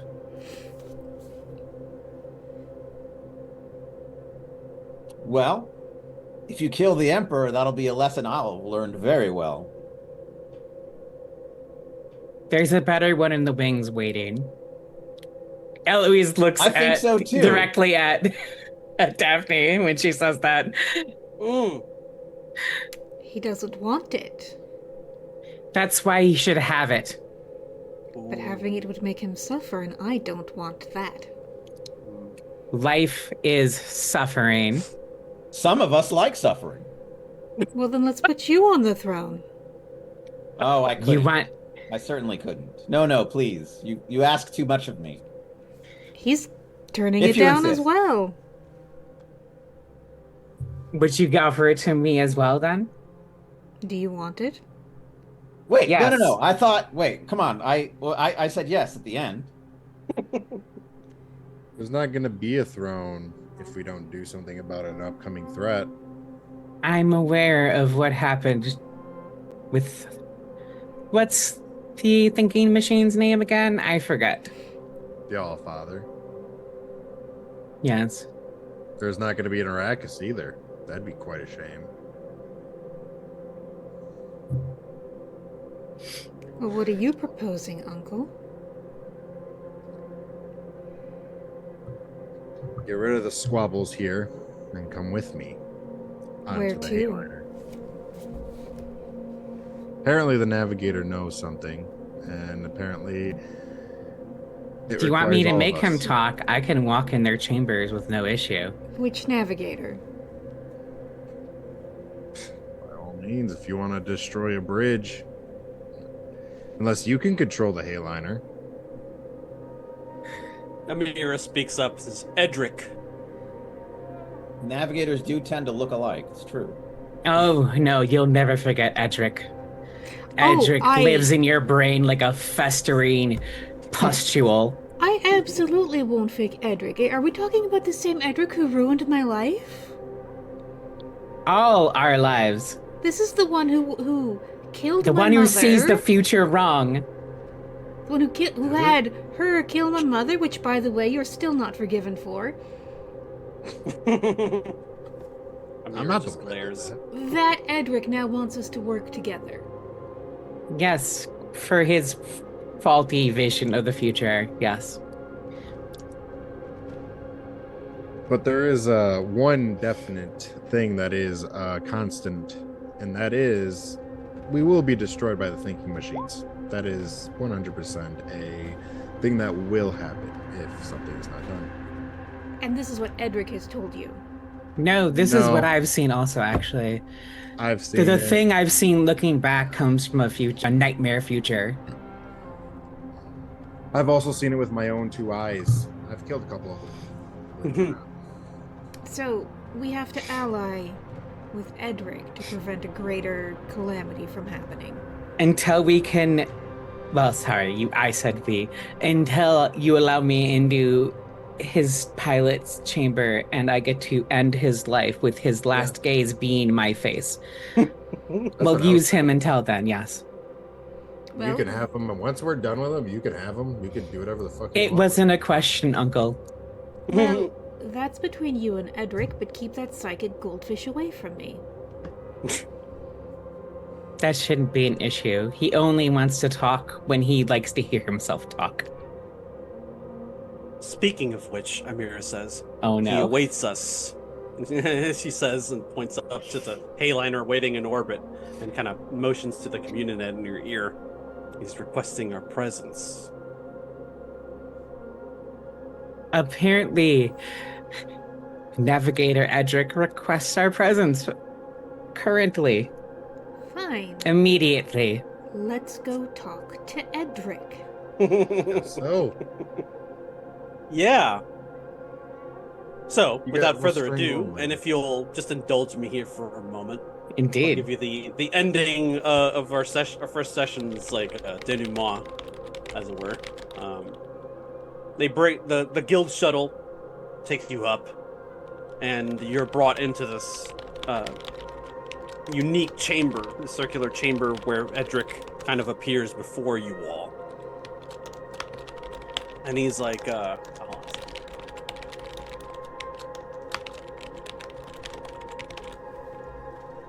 He says, "Forgive the clandestine nature of this conference. We are in crisis. By now, most of you are aware that thinking machines have returned and are being led by the one known as Allfather. Through its initiatives, the planet of Junction has been destroyed, crippling our fleet and leadership structure. An opening move for a larger game that involves integrating humanity into its grotesque mechanical menagerie. We believe the High Council and the Imperial Throne may already be beholden to this insidious enemy. We know, as do you, that the Emperor has conspired with House Harkonnen to breach the Articles of Canley by sending his Sardaukar legions to topple Atreides' rule on Arrakis. Many of you have either been charged with treason by the Imperial Throne or are actively being hunted by the Harkonnen. What all of you do not yet realize is that in response to Junction and Allfather's attack on Kaitane, the Emperor and High Council are preparing to break with the Great Convention and immolate every planet in the two-pile system with atomics, killing billions. To facilitate this holocaust, they have tasked Ix to create a fleet of Hayliners equipped with an automated navigational system that the Ixians have been secretly developing for generations. The resulting war will tear the Imperium apart and ensure that we are made slaves once more to those who employ the use of thinking machines. Because there is insufficient evidence and time to expose or stop these actions through appeals to the Landsraad, different methods will need to be employed. In these times, we need leadership, which is why you are here, Elois. It is our need to call forth and anoint a new chief administrator as head of the Spacing Guild. You have been chosen for the title and cannot be allowed to decline. By installing you into such a powerful station, it would place the Emperor in a difficult position politically. If he were to publicly call for your re-imprisonment or death, he would be showing the entire Landsraad anyone from the noble classes not exempt from losing everything they have in an unjust manner. If he were to accept this quiet undermining of his power, he would become weaker for it, leaving himself vulnerable to further attack that could lead into an open revolt. Assuming you accept these terms, are you ready to begin to lead us? And that's where we'll stop. have fun, Lady Eloise. Have a with week that to big think old it over. mess. Yay! What a great week it's gonna be. All right. Oh man.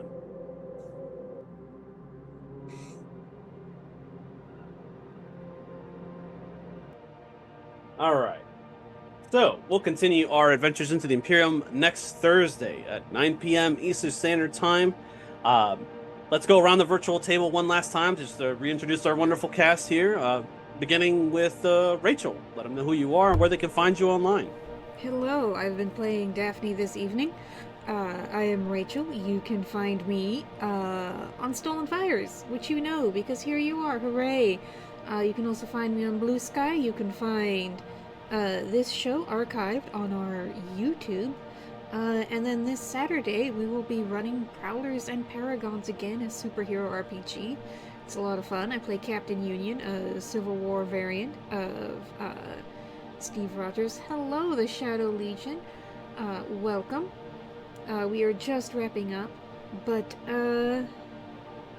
yeah, and then I'm gonna post some links to the Discord and to the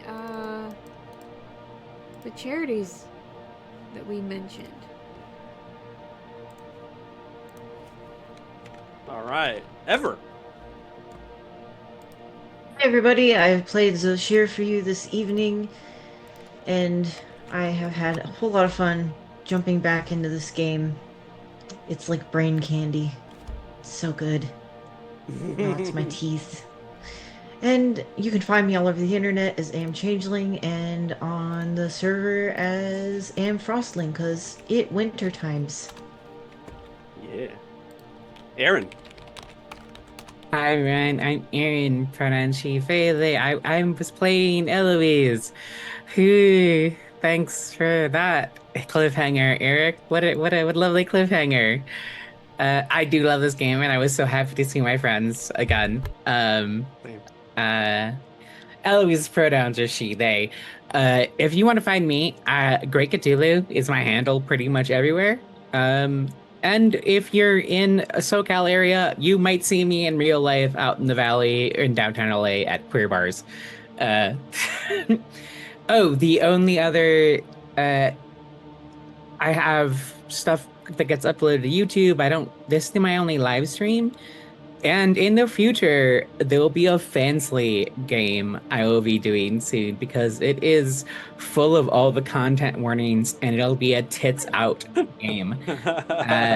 So look forward to that being announced on my socials and stuff. Yeah, that's me. All right. Jared. Hello, my name is. I played for. Wow, Jesus, it's been a while. Anyways, so today I played Archibald. You can find me, honestly. I'm pretty much on all the platforms now, but it's at Leo of the Black. But yeah, no, I had a lot of fun today. Like, I know my child. If you didn't notice, he was raving this whole time watching the video. Like, he's going like, it's kind of funny. Anyways, but yeah, no, I had a great time, and it's good to see everybody. Same. Last but not least, of course, Khaldun. Hi everybody, I'm Moon. Khaldun. I was playing Badim Harkonnen. Totally normal Mentat. Just a nerd. You can find me on Patreon at True Moon. You can find me on Twitter at KKhalil, and you can find me on Twitch actually at Moon_RPGs. I had a blast. I love Dune, and can't wait to play some more. Excellent. Thank you all for playing as always, and thank you all for our viewers and fans in. Again, head on over to uscpr.org and share the link on social media to help spread the word in efforts to get others involved. Donate what you can to the activists and organizations who are committed to freedom, justice, and equality for the Palestinian people and who work to end U.S. complicity in their oppression. Again, that's uscpr.org for the U.S. Campaign for Palestinian Rights. And as always, bless the Maker and his water. Bless the coming and going of him. May his passage cleanse the world, and may he keep the world for his people. Good night, everyone.